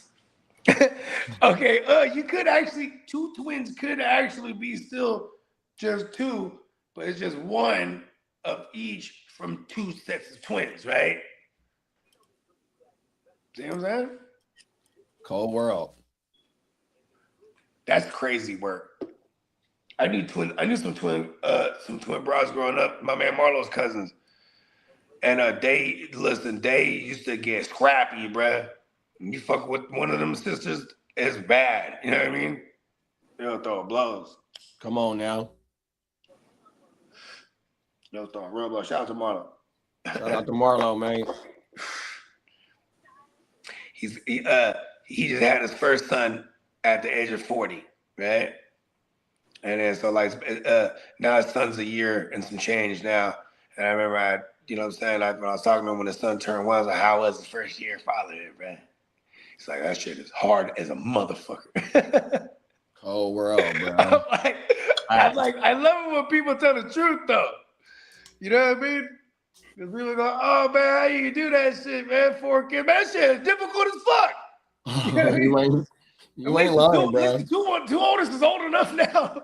Like, Shit doesn't, you know what I mean? It's not an easy thing.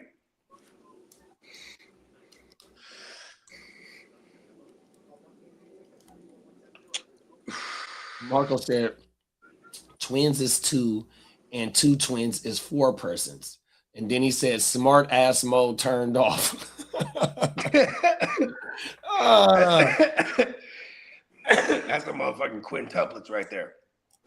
Cold world. Shout out to Marco, man. Hey, I think that's why I Peacock. like Marco. Hey, is Peacock frozen? I'm not too sure. Yeah, I've been looking like that. It looked like your shit was frozen for a minute, big bro. This came out emails. about Michael Pittman. Colts Michael Maybe he was Pittman just- may have restructured his contract to avoid having to play elsewhere in 26. He basically admitted for the Colts regular season that he may have played his last game for the franchise. The veteran has a $29 million cap hit in 2020. DeForest Buckner? No, that's Pittman. Pittman. For real? Wow. Yeah. Well, I guess they did extend him like 3 years ago, and it was a 3-year contract. But if the team releases him, they clear $24 million in cap space with $5 million in dead money. Michael Pittman is actually good. He just always had to wait till the backup QB got in there. You know what I mean? He has 2 options: restructure his contract. He's the bad or play Ohio guy, elsewhere. huh? In the NFL, you know, how they, you know, when you come from Ohio, you're like, oh, you're that guy. Yeah, he just couldn't fulfill it over there. Yeah, I wouldn't mind having him on the Niners. I wouldn't mind As a either. bigger I was receiver, waiting you know what I for mean? 'Cause something. there's a Glad you said it possible- first. There's a possible chance that we lose Juwanna Man. And Jennings too. Yeah, Juwanna Man only got a restructured deal. Oh, you did say Juwanna Man. Yeah, and Ayuk's gone. Yeah, I mean, you know, I've already counted him out because we ain't Yeah, seen me him too. this full year. So fuck him, 100%. Yeah. Who? Come on now. Brandon who? Fuck him. 100%, big bro. I can't believe I vouched for that guy. In the mob, they would have chopped my hand off because I brought that guy in. Hell no. Fucking Jed York signed off to go get that motherfucker. You ain't lying. And he signed off to give him the extension. You ain't lying, huh? Jed York had it on him, huh? He's like, hold on. Reached down in his pocket. Gave him 40. Come on now. And then he tore his shit because of the substation. Jed York, buy that substation and tear it down. That fucking substation, bro. Blow that. I'm telling you, still ain't back. We just gonna go buy. Hey, we just gonna go buy that motherfucker, bro. Powerball. When that motherfucker get to $1 billion, we gonna hit that bitch. We gonna buy that substation, bro. We gonna tear that motherfucker down. You ain't lying. We gonna turn that into the GWN podcast studio There it is. right next to the stadium. Hey, Oh my mama, fuck that. reporting live from former substation. Come on now. Yes, I want to save the Niners. Fuck that. You know, Bones Don't used get- to work at that. Bones used to work at that substation. Oh my goodness. What happened to him? Bones got a whole lot of radiation in his motherfucking ass. You ain't lying. Oh my goodness. You know what I mean? Wow, that's crazy. Hey, yeah, that shit is crazy about Yeah, that shit, fucking dog. nuts. Wow. Kid is the ever skeptic too, so he was like, "No way." I'm like, "Listen, bro, this is uncanny. I finally found the reason. We're supposed to have several titles, bro. Cold It's a world. damn substation. We're supposed to be on a quest for 8 or 9 even." Somebody need to buy that motherfucker, bro, and get that shit up out of there. What kind of power is it producing? Electrical, hydro power? Yeah. I think it's called EKM. I don't. And who is supporting residents of the city? Or is it a power plant for like an industry? I mean, like a business or what the fuck? I don't know. It's the. Hey, JD, check this out. Hasn't the stadium been there longer than the or the practice field been It there was longer? supposedly it was there before the stadium. Oh, the power plant was? Yes. Oh shit. I didn't know that. Yeah, that motherfucker got to go, dog.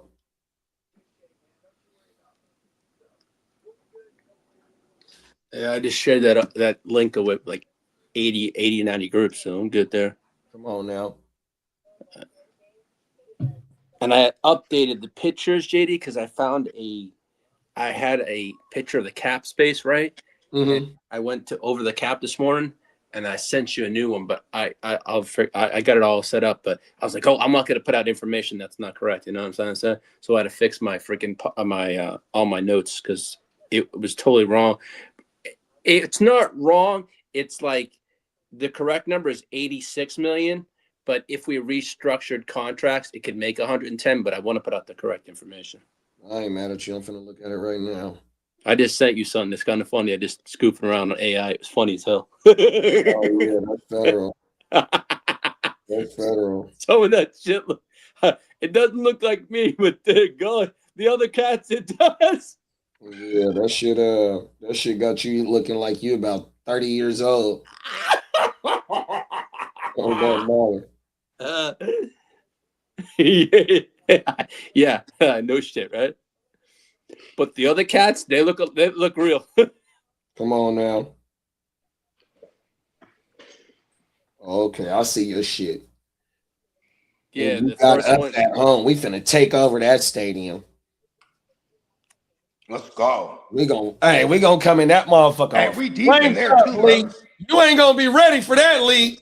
What's that? The Niners versus the Chargers Power Hour. Oh, that's gonna be a fun show. It's gonna be 60% Niners in SoFi flanked up, and it's gonna be a 4-to-1 ratio on the motherfucking Power Hour. Man. So I got now what? Bogey, JD, Candlestick, Diamond Joe. Diamond Joe. There's 4 right there. Clock management.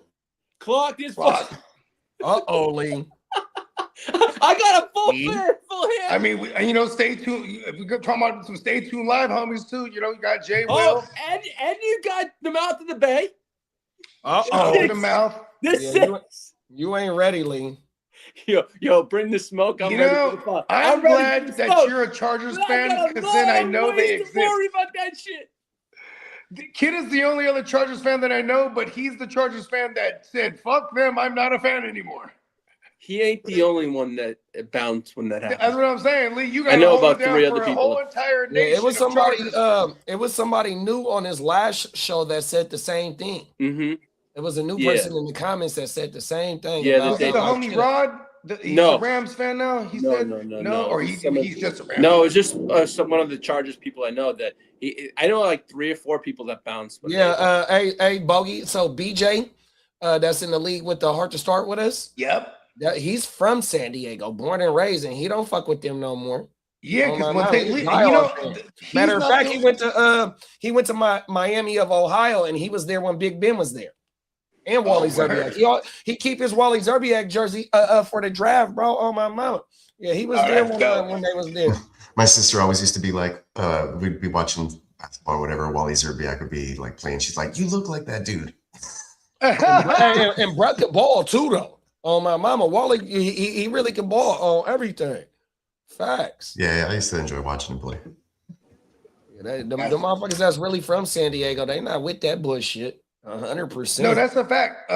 Shout out to my homie Brian, Red. He's one of my childhood homies, but they moved out there when we were freshmen. But I stayed rocking with him. You know what I mean? Like, because he would always come back in town too for holidays and shit. And then when we got older, we just go party out there in San Diego and go to Mexico and shit, go to TJ's. You know? That's federal, bro. Right? But yeah, shout out to Brian, diehard Chargers fan. I used to get on him too because he was a Niner when we were all kids. You know what I mean? He moved over. I mean, I guess, right? But like, I remember this one time, right? We were shrooming hella hard. Me and my family, we had rented there was a house on Ocean View. It was like the early Airbnb shit back in like 2013. But this house used to be Junior Seau's house. I remember you told me that. Yeah, and then so like, and this was the house that he unalived himself at too, unfortunately. But and we didn't notice until like a couple days. We had this house for 7 days, and the first couple of days, it was my uncle Jamal, Raiders fan. He goes, "Bro," I was talking to someone outside. They said, "This is Junior Seau's old house." I was like, "Oh shit!" And the first day we were there from Sunday to Sunday, and that first Sunday we were there, we got there hella early, and then boom, right away watching football and shit. And like when the Chargers won, the Chargers beat the Broncos that weekend. And then, like, people were cruising by the house, just yelling, "Junior!" Oh, and I was wow. like, "Oh, no wonder." You know what I mean? Like, fools were like, once they won, like, fools were out, man. And I was like, "Oh shit, that's dope." You know what I mean? Like, them fans is really hardcore out there, for real, for real. And that's all they had out there. So, like, I understand them. The motherfuckers leaving hot. There was people like that was hot about the Niners leaving Candlestick, but they weren't gonna like jump and shit when like the team left the city name wise. You know what I mean? Still Right. San Francisco 49ers, they play in Santa Clara, and just like it's still the Dallas Cowboys, but they play in Arlington, and like, you know what I mean? Like Chicago one day when they move their shit, it's gonna be in shit, ironically, I think it's called Arlington too. No, they haven't. They even might be going to Indiana. They trying to get them in Gary. That's what it is. Gary, Indiana. Well, I mean, even the place that you're talking about, Bogey, they had supposedly bought the racetrack in Arlington. Yeah, Arlington. Is it Arlington? Yep. Yeah. It's a suburb. It's a suburb that's like 30 minutes. Yeah, because you remember Doc PLC? Who? Doc PLC. Oh yeah, he's part of the Bear that's Bros. where he's from. Yeah, I remember. Where the Patriots play now, right? Matter of fact, Doc is the one that blessed me with. Did he trade me CMC in the Dynasty my championship year? Was it Doc? Yeah, I sure forgot was. who it was. It might have been because me and Doc, we was going back and forth for a minute for the first 2 years. 100% trying to get deals done. Oh my mama. Doc was always with. You know what's crazy? Doc's another reaper. He's He's a super de-duper reaper like Titans. Yeah. Whole world. It'd be like, pay attention. Hey, was Doc in the first year of the SBI? Yeah. Oh my mama, yeah. Yep. And hey, what channel was that on? What channel did we do the draft on? Oh, no. Doc wasn't in the SBI. My bad. I thought you said Dynasty. Doc never did redraft with us. Oh. He only did the Dynasty. But wasn't the Bears bruising? Because we streamed that draft. Yeah. It was the bros that were in it was like, it was Sweetness, Smokey, and Renegade. And then in the dynasties, it had Sweetness, Smokey, Doc, and then with my man Drill, my dog Fantasy Drill. Oh, shout my out to mom. Drill, and Drill fucks with dog. the Bay. Drill's like he's a Bears fan, but he used to keep his Raiders hat on. Always kept his Raiders hat on. Yeah, he's the honorary Raider, and he was stupid hyphy, like because he was like stationed. He was stationed somewhere, I think in Fairfield or something like that. He was like, "Bro, I love Oakland. I fucking love Frisco." He's like, "The Bay's hella tight, man." Like, and he he's with the big medicine too. You feel me? So like, come on now. Yeah, I think he actually works in the industry out there in Illinois. Is that right? Yeah, he's like runs like a dispensary, like not runs it, but like he's like a manages it. You know what I mean? Hey, Sweetness, he be getting on me too, bro. Everything. When we first met, when the first time I said boo, hey, that motherfucker started dying, bro. Yeah. Everything. I said something about he with the blood talk though, like, he was like, "Oh, hey, blood." He's like, "Yeah, bro." He's a Sag too. Like, I mean, shit. He's the 19th. He's the 19th. He's the day after you. Cold world. Fucking Renegade is in the Ashy the Classy Dynasty. He a Sag too. Is that right? Yeah, he's like the 13th or the 14th or something like that. Oh yeah. Yeah, he a Sag too. It was funny because like Smokey would be like, "Man, you motherfuckers always think y'all better than everybody." We're like, "Hell yeah." Now you got three of the us. best for last. You know what I mean? Like, nah, but yeah, shout out to Renegade. I want to say Renegade played for the championship this year. Yeah, he did because I had to send him his buyback. Everything. Yeah, you got the little second. That's right. The infamous hard to start, no third, money back in second place. Yeah, you ain't lying. You know what I mean? There's no third. Everything got to go to the pocket, man. I remember that it was like one of them. It was when you guys were doing the Heart to Start Super Flex. It was the one year that I won, but I remember it was me and Captain Hook, Chris. Is that Chris? Yep. Right? And I was like, I jumped in the chat. I go, hey, first I go, how much does second and third get? And then they're like, everyone starts laughing. There ain't no third. Like, oh, okay. And then like I did a couple weeks later, again, you know, and now I'm in the championship. Like, hey, you want to split? I'm tagging Captain Hook. And he's like, what? Everyone's laughing. No splits. All right. Went on to win that shit. And like, it was crazy though, too, because like, you know what I mean? There was one point in the beginning of the playoffs, right?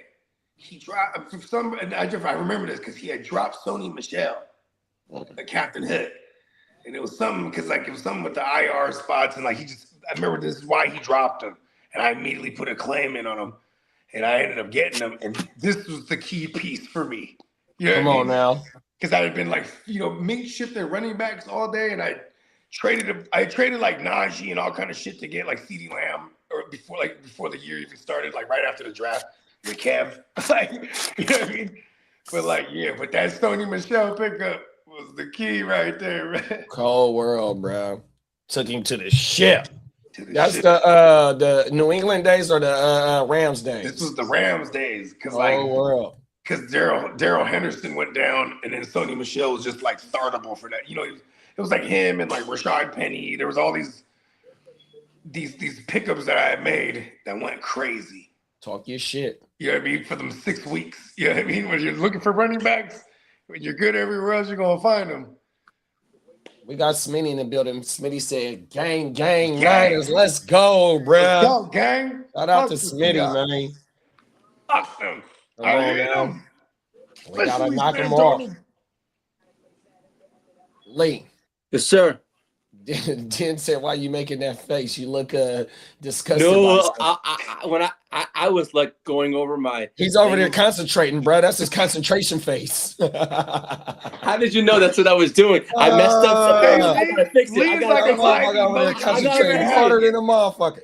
Lee's expression is the emotion. He's like a real emoji, bro. Yo, man, when I screw up, if he's thinking, he got the thinking face. You know what I mean? If he's concentrating, it's a concentration. I don't like making mistakes. I hate that. That's my wife says that. It looks like I'm pushing out something. Pause. Damn it.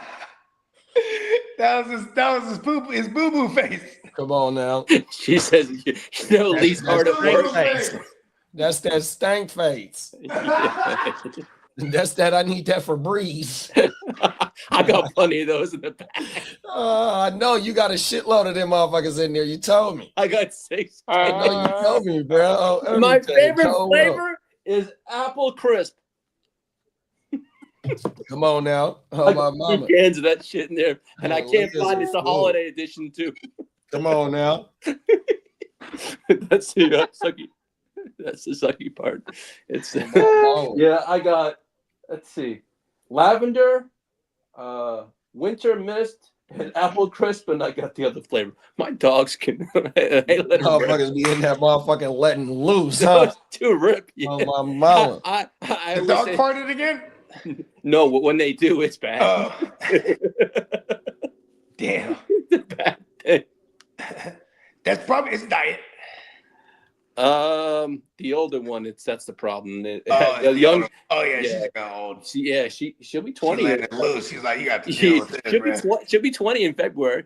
Oh shit! Man, that's amazing. Right around the corner. Yeah. My dad's dog. Her health is not that great. We just try to make it. Her and my wife and I just trying to make it as much as comfortable as possible. And because as soon as the vet gives us like 6 months that she has left, then we're going to contact the breeder and then get the exactly same breed. Because it takes about 6 months for it to happen. JD, you would know that, right? It takes about 6 months. And then when she's all the train, but she'll come from Austin, Texas to Fort Worth. Yeah. Because my dog's so used to like another dog. And my wife goes, if this something happens, she's gonna be sad if something happens. She'll have separation anxiety. So I want to bring in another dog because that's usually what happens. Is Okay, So hold on. It's just an the idea. smart way to. It's just an idea. This is a very terrible idea, right? I just want to caption this. I want to preface this. This is a really terrible idea, but maybe just get a good, take her to a taxidermy after. Oh, she's gonna be taking care of that. Yeah, it's 20 years old. Yeah, she's gonna do that. She's gonna do something with the dog, like have it cremated or something. I don't know.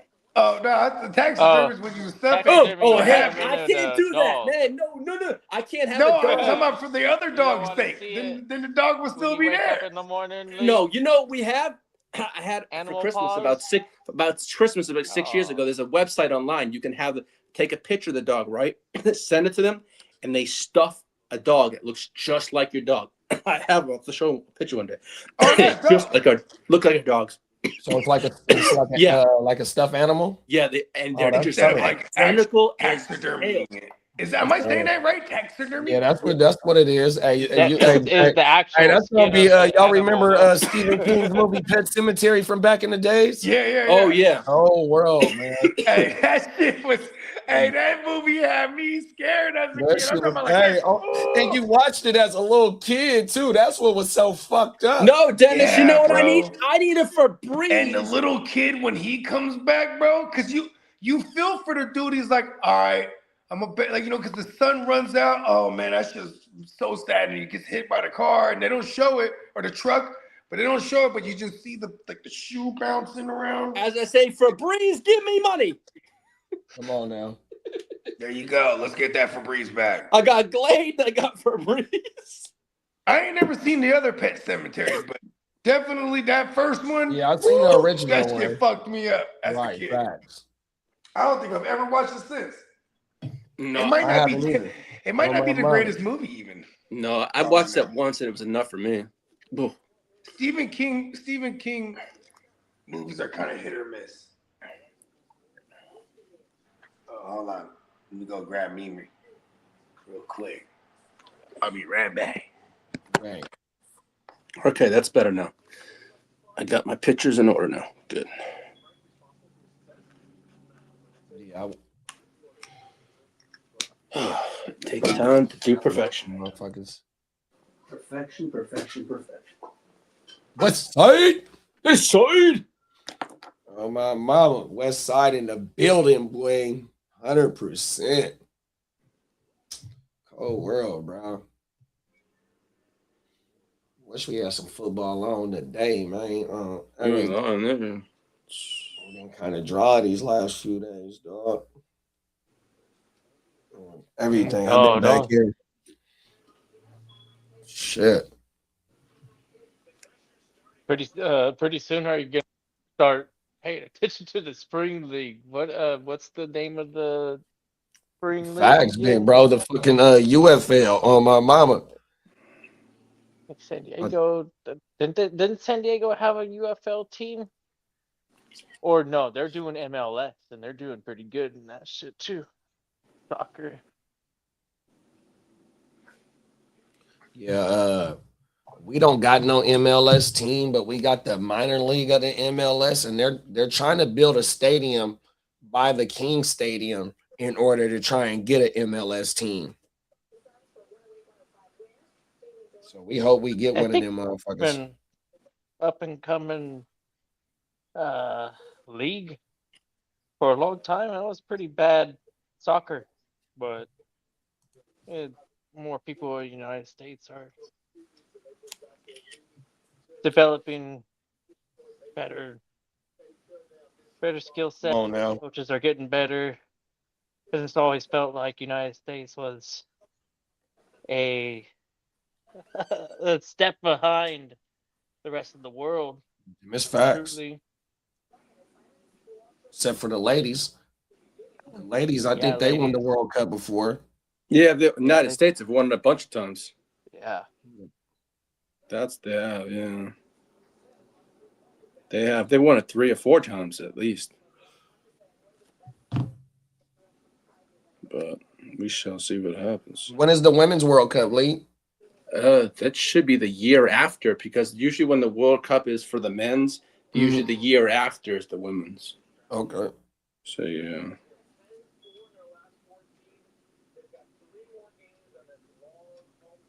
Jesus.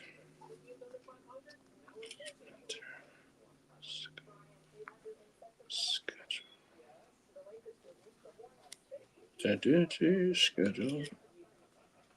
I seen the Dodgers sign that boy that you was just talking about the other day, Lee. Yeah, and who was it? Tucker, what's his name? Tucker something? Yeah, but Bo Bichette just went to the where did he The boy go? that used to play for the champs? Yeah, Bo Bichette went to the where did he go to? He went. I was talking to Ty Mayray. He was pissed. Bo Bichette went to the New York Mets. He went for $126 million in 3 years. Oh shit! And the Phillies offered him late last night. I think what was it, $200 million for 7 years? But he's getting more guaranteed for the 3 years, and he get a new contract in 3 years. Real fast. He went with the short deal. He'll get it after the second year. Yes, sir. Especially if he's slapping shit. What position he play? He's shortstop. That's a key position though. Is that Dante's son? Yes, it is. Yeah, Dante Bichette's son. It is. That is his son. Yes, sir. Are they trying to put another team in Montreal? Have you heard about that? They would like to, but we shall see what happens. Are you talking about hockey or baseball? Baseball. They would like to fill that stadium back up again. Wow, they got a team already in Montreal? No, they have a stadium there, but they just want to. That's where they have Vladimir. like a minors, right? They have like a minors. Nah. No, they only have Toronto up there. That's about it. And then they have the, what was it? Yeah, they just have Toronto. Well, the Raptors is there. Yeah, the Raptors there. Yeah. And it's probably a minor. And then they got the Argonauts, the Toronto Argonauts. That's the Canadian football. You got the Canadian teams. Yeah, you got all those Canadian teams. Right. But no, I'm pretty good. Yeah, what's the stadium like in Montreal? Is that indoors? It was. It's an ugly ass stadium. The old one. He says ugly ass. I've been to the one in Toronto. It ain't that bad, but it needs a lot of how should I say? It needs a lot of work.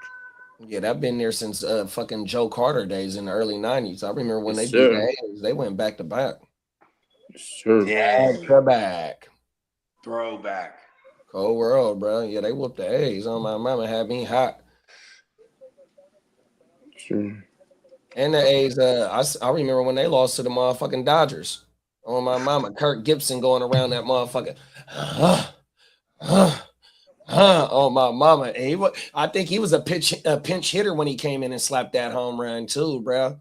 That's like the 86 series. On my mama, 86, 87. Something like that. Dennis Eckersley, he was one of my favorite pitchers on everything. Oh, back in the day, Dennis Eckersley was the shit. Him and what's my other boy name? He from Oakland too, the pitcher. I can't think of his motherfucking name. Yeah, he was from Oakland and pitched for him. I think he got is it Dave? Oh, I want to say Dave Stewart. Dave Stewart, yeah, he was the shit. I want to say he's from Oakland. On my mama. Hey, he's a white boy. Nah, he's a brother. He's a black dude? No. Okay. Yeah, But he was a solid pitcher. He actually came from Toronto. He came from Toronto. Is that right? And the deal, I think there was a deal, yeah, because I think he played out there, yeah. I remember watching baseball in the early. That's crazy. That's a long way from watching Oakland, baseball, but I remember him for the A's though. Dave Stewart. Padres? I want to say that motherfucker born in Oakland, dog. The reason I was asking if he's white because Jon Stewart. You guys remember Jon Stewart from The Daily Show? Oh, yeah. Have you seen him recently? Ain't he still around doing the Daily Show? I think did he come back to it? I think. 5 years. I know they had the Indian. I know they have multiple hosts. Trevor Noah be doing it sometimes. Yeah, Trevor Noah. It's another black. Yeah, dude. Dave Stewart. He played for Oakland. Yeah, Oakland in the '80s.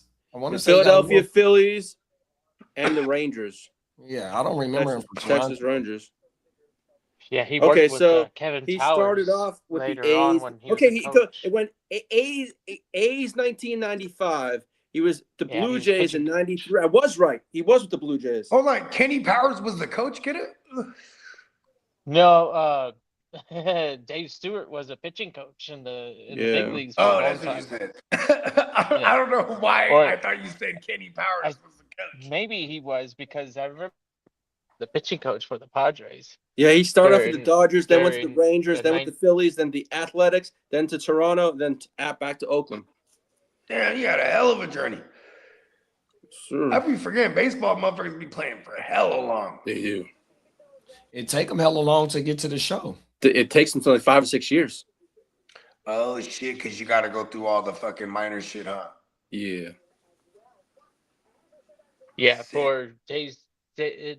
for Dave Stewart, he debuted with the Dodgers in '78, but in '81, that's when he returned, because he obviously was and probably fulfilling an injury or something and wasn't quite ready.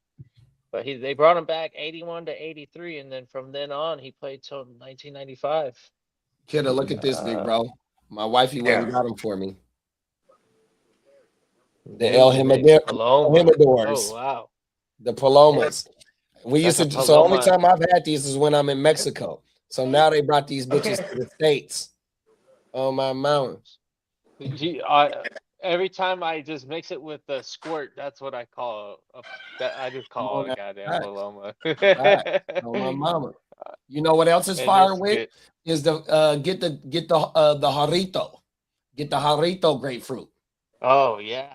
The Okay. glass bottle soda. On my mama. Oh yeah. You Cold drink the world. pineapple one? You drink the pineapple one?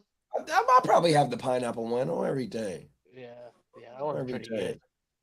good. There's a couple margaritas pineapple flavored influenced, and they some of my favorite ones. You But my know, real you know what favorite I like, one bro? is It's like the a motherfucking damn, I haven't had it in a while, but it's the it's called On the Rocks. So it's pre-mixed cocktails, but they have a spicy jalapeno margarita. It's spicy something. I want to say spicy jalapeno margarita, but that motherfucker fire as shit though, big bro, on everything. On the Rocks. It's On the Rocks is the name of the brand, and it's pre-mixed cocktails on everything. The motherfucker's like 12% too. Get you there. I didn't know what it was called, that I like basically like my house drink that I usually make myself. My mom was like, "Oh, that's a skinny margarita." I'm like, "What the fuck's that?" She's like, "You do margarita without the sweet and sour mix, right?" And I'm like, "Yeah, I don't do none of that. I just do the triple sec, the tequila, lime juice, and that's it." Come on now. On everything. I'm like, "Oh yeah, that's the way I like it." What is the damn, it's another thing that you're supposed to put in. It's a commercial that I seen that you add to the margarita. Grand Marnier? Is it that? It might be that. I'm trying to think. It might be that. I think that's in the Cadillac margarita. Isn't that the top shelf margarita with the Grand Marnier? They splash it in there at the end. They make it and then they put it on the top so it's floating. Mm-hmm. So instead of mixing it at the end, they pour it and then they just put a shot floats. It's not kind of mixed layer in there. Yeah. Oh my mama. Damn, That's crazy. That other joint I was talking about. Alcohol on top of alcohol on top of alcohol. That's why my favorite drink's the Long Island. Come on now. Oh yeah. This thing. Long Island iced tea. Lateral. Shit, when I was mastering the art of bar drinking, I would go to a bar or a club. Oh yeah. And I would only know certain things like liquid cocaine, Long Island iced tea, Hennessy, and Coke. That's all I really knew in the beginning. And so I learned the hard way too, because I would get tore back off like liquid cocaine. Yeah. And with liquid cocaine, I think it's like Hennessy and like peppermint schnapps and like it's like all kind of shit in a shot, or it's like a big drink, but you basically down it, and then you have a Coke back. You know what I mean? So it's like just learning the hard way. All these high sugar drinks, waking up all hungover. But the Long Island iced tea was the one that stuck with me for a long time, because Long Island iced teas, if I just stuck with that, which is ironic because it's a mixture of like hella different liquors. You know what I mean? It tastes so especially good. when they make them good and you can see it's layered. You know what I mean? Yeah. Yeah. Because most spots will just take all the bottles and at once. because you're having like a well level Yeah. Long Island iced tea when you're young and you don't know, you're just like, yeah, give me a Long Island. Like a tequila heavy Long Island. Yeah. Yeah, I learned that just tequila was my favorite out of everything in the Long Island. So now I just do. It tastes very distinctive in it. It's a good alcohol to drink by itself. That's my favorite one to drink by itself. Yeah, I'm a tequila person. And apparently my brother-in-law. Everybody has their opinions and feelings on alcohol. I used to think that whiskey was my go-to, but after a little while, I just kept having like Whiskey makes me down in the dumps. Just like the day after just feels like shit too sometimes. And I was drinking okay, decent like scotches and with tequila. We've seen it before, or it'll animate a motherfucker. Tequila get me lit. Hey, for real though, because it's an upper. Tequila is an alcohol that and apparently what is it called? Jack Daniels is sake. Sake and tequila, those are uppers as far as alcohols go. They'll hype you up. They'll get you know what I mean? I remember being able to drink Jack Daniels all night. And then if it wasn't Jack, it was like what's the cheap one? That's pretty good too. Not Jim Beam. Not Jim Beam. You're talking about whiskey. For like a bourbon. Yeah, whiskey and bourbon. There's another one. What the hell am I? Why can't I think of it? Yeah, Erkenjerk is brandy. Yeah. Can't really fuck with the brandy. That's a little bit too like thick and sweet. Or I don't know. It's not quite like the rum, the dark rum. Like you ever have Myers dark rum by itself? It's like Presidente. Myers dark. No, Myers dark rum. It's a dark rum that usually goes into a lot of mixed drinks, but you can drink it. I don't know. Maybe it was something that I used to have to drink when I was underage drinking. Yeah, because you just drink whatever you get your hands on when you're like one of the. That's how it was for our generation, right? We would be on like ENA, VSOP, and fucking all Bacardi. If you're drinking tequila, you might burn yourself out quick. Whereas with whiskey, I can stay up all night drinking that, smoking cigarettes, and like just like shooting the shit, quote unquote, with like the people around the fucking fire outside or whatever. Yeah, I was just about to say that's fireplace shit. Like, that's what I was doing last night behind the not with the whiskey, but that's what we was drinking right next to the fireplace last night after I got off the grill. In the last 10 years, 11 years now, because I remember like 2015 when like all my boys all of a sudden they're fucking with Japanese whiskeys, like Hibiki and fucking I forget the other one. Starts with an S. But yeah, but they all of a sudden Japanese whiskey was the thing, and we were like they're just sipping it. We're outside by the little fucking fire pit. You know what I mean? Come on now. Smoking damn good bourbon whiskey. like some damn there some country boys. Yeah, that's for sure. Being able to drink whiskey and Jack Daniels all the time. First, there's like a bourbon trail, I think is what it's called, or something in Kentucky and Tennessee. It's just a bunch of whiskey distilleries. The thing is in some of these counties they can't even drink alcohol, but they distill a shitload of it. Come on now. That's crazy. Like Kentucky. Yeah, I think Tennessee too. Certain spots you can't buy that shit on Sundays. You ain't lying. I was in Connecticut. It was like general, that. I think the whole state's like that, if I'm not mistaken. Or Oklahoma for sure.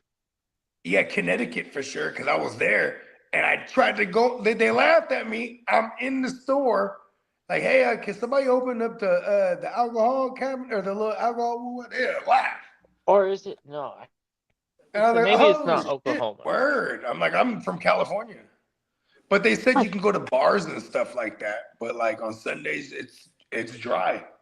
So, but because of the culture, you know what I'm saying, and everyone knowing that, like everyone's stocked with booze. Like in Connecticut, everyone has cellars and shit. At least in the area I was at. I was in Middleborough. Peacock said the first liquor he ever had was Presidente. And then he said he used to mess with the Buchanan's and Mountain Dew or apple soda. The Buchanan's, bro. That's a motherfucking Hefe drink right there. That's what the Pineapple one? Bosses. The Paisa bosses, bro. We had this Paisa bar back. It still exists, I'm sure. But like, yo, it used to go down over there. And like, we would just go over there because I got Mexican homies and shit. You know what I mean? We would go to this joint. But like, we would definitely stick out like a sore thumb. But because, you know, everyone's got the belt buckles and the boots and the hats and shit. But always Bucanas, you know what I mean? That's what they drinking that motherfucker. Hey, Presidente. Man, I had an episode on that young. We got maced by the police on Presidente. Oh, shit. Yeah. It was going down. We just at the liquor store, side of the liquor store. Homie comes through. He came up on a bottle of Presidente. We're like, hell yeah. You know, you got the screen. You know what I'm talking about? No, I've never had it. It has the screen, like it's just one of those bottles where it had the screen on it. So, you know what I mean? When you pour it, just, you know what I mean? And the homie's like, fuck that. He pops the screen off. And we're just like drinking like that. You know what I mean? Bro, we were turned. And then somebody had called the cops on us. Because it's always somebody. Because the dude at the liquor store, he is not tripping off us. We're on the side. And it was like a nook. And the nook like smelled like straight up piss. It was like an alleyway, legit. It's like right on the side of the liquor store. Because the liquor store was like literally on the corner of the plaza. So it's like, you can be on the side and you can get to the back of the store, you know what I mean? And that's where the police pull it. They pull it from the back. You know what I mean? And one of the homies just started mouthing off, bro. Like they're already like they're checking us and shit. One of the homies started mouthing up and they just start macing him. And then macing me. And macing the homie. Oh my God. There's three of us. Yeah, and that shit was crazy because I had a hoodie on, a gray hoodie, like a heather gray. And that shit was like burnt up. Like the shit was like eaten on some of the areas where we got like where the mace really got it. Wow. Yeah, I had a hoodie on, so it got me good. That's just being mace is crazy. And I'm like, oh shit. And police and military, apparently you have to get mace to carry these things. I don't know if they still do that. Maybe in today's estrogen charged society, they're like, that's too harsh. But before, back in the days, they used to do that shit. You know what I mean? They used to choke motherfuckers out too. Remember that shit? In military training, like, all right, before you learn this method, it has to be done to you. Ha! Choke them out. You know what I mean? Shit crazy. Come on now. One of the early YouTube viral shit back in the days, like 2009, 10, it was this dude, he was doing this chop on fools and it'll just drop them. And there's this dude like, yeah, he was hella yoked. He's like a military dude. That shit ain't gonna work on me. Do that shit on me. Yeah, he chopped this dude down. But it was like some pressure point. Fuck him up. Yeah, this dude was just chopping fools down on this pressure point. Throwback. This shit up. Oh my mama, cold world.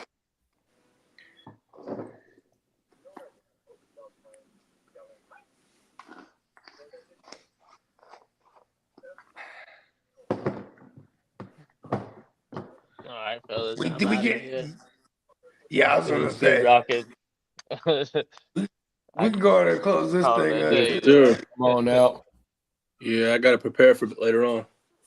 You already know.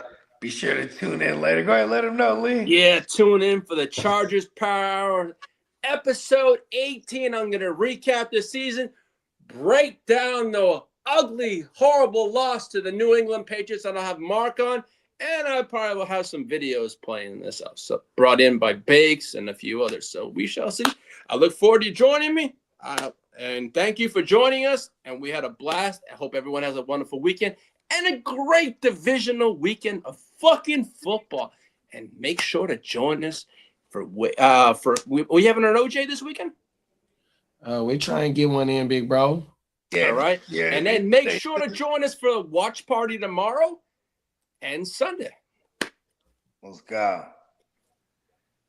And we'll see y'all. Have a wonderful weekend. Let's go. All right, now. Peace.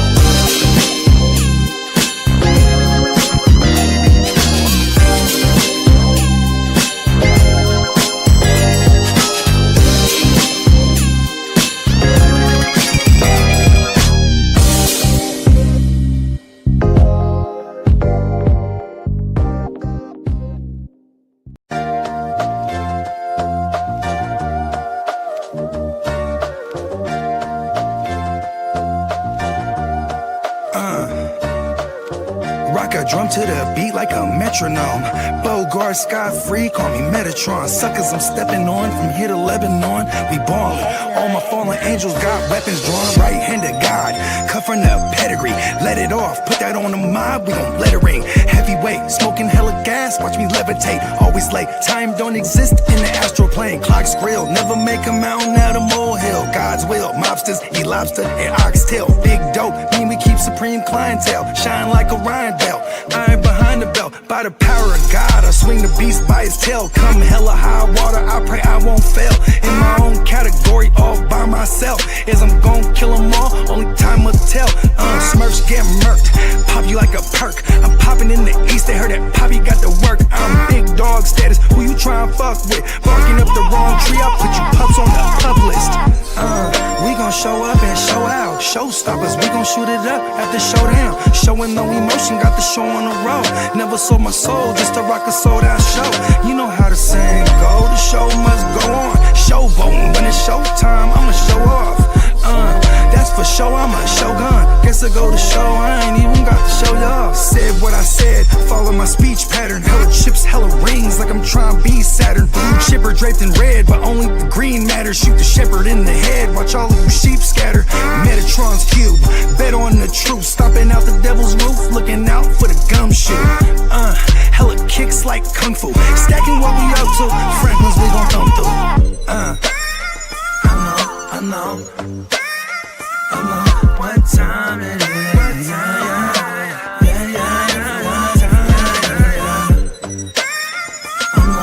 know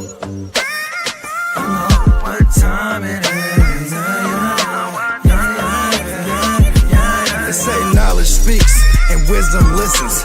I'm out the east, I'm on a mission to get it. I'm a beast, I don't need permission to get it. If I'm gon' eat, then we all gon' feast. They say knowledge speaks and wisdom listens. I'm out the east, I'm on a mission to get it. I'm a beast, I don't need permission to get it. If I'm gon' eat, then we all gon' feast. Rock a drum to the beat like a metronome. Bogart, Sky Free, call me Metatron. Suckers, I'm stepping on from here to Lebanon. We ballin'. All my fallen angels got weapons drawn.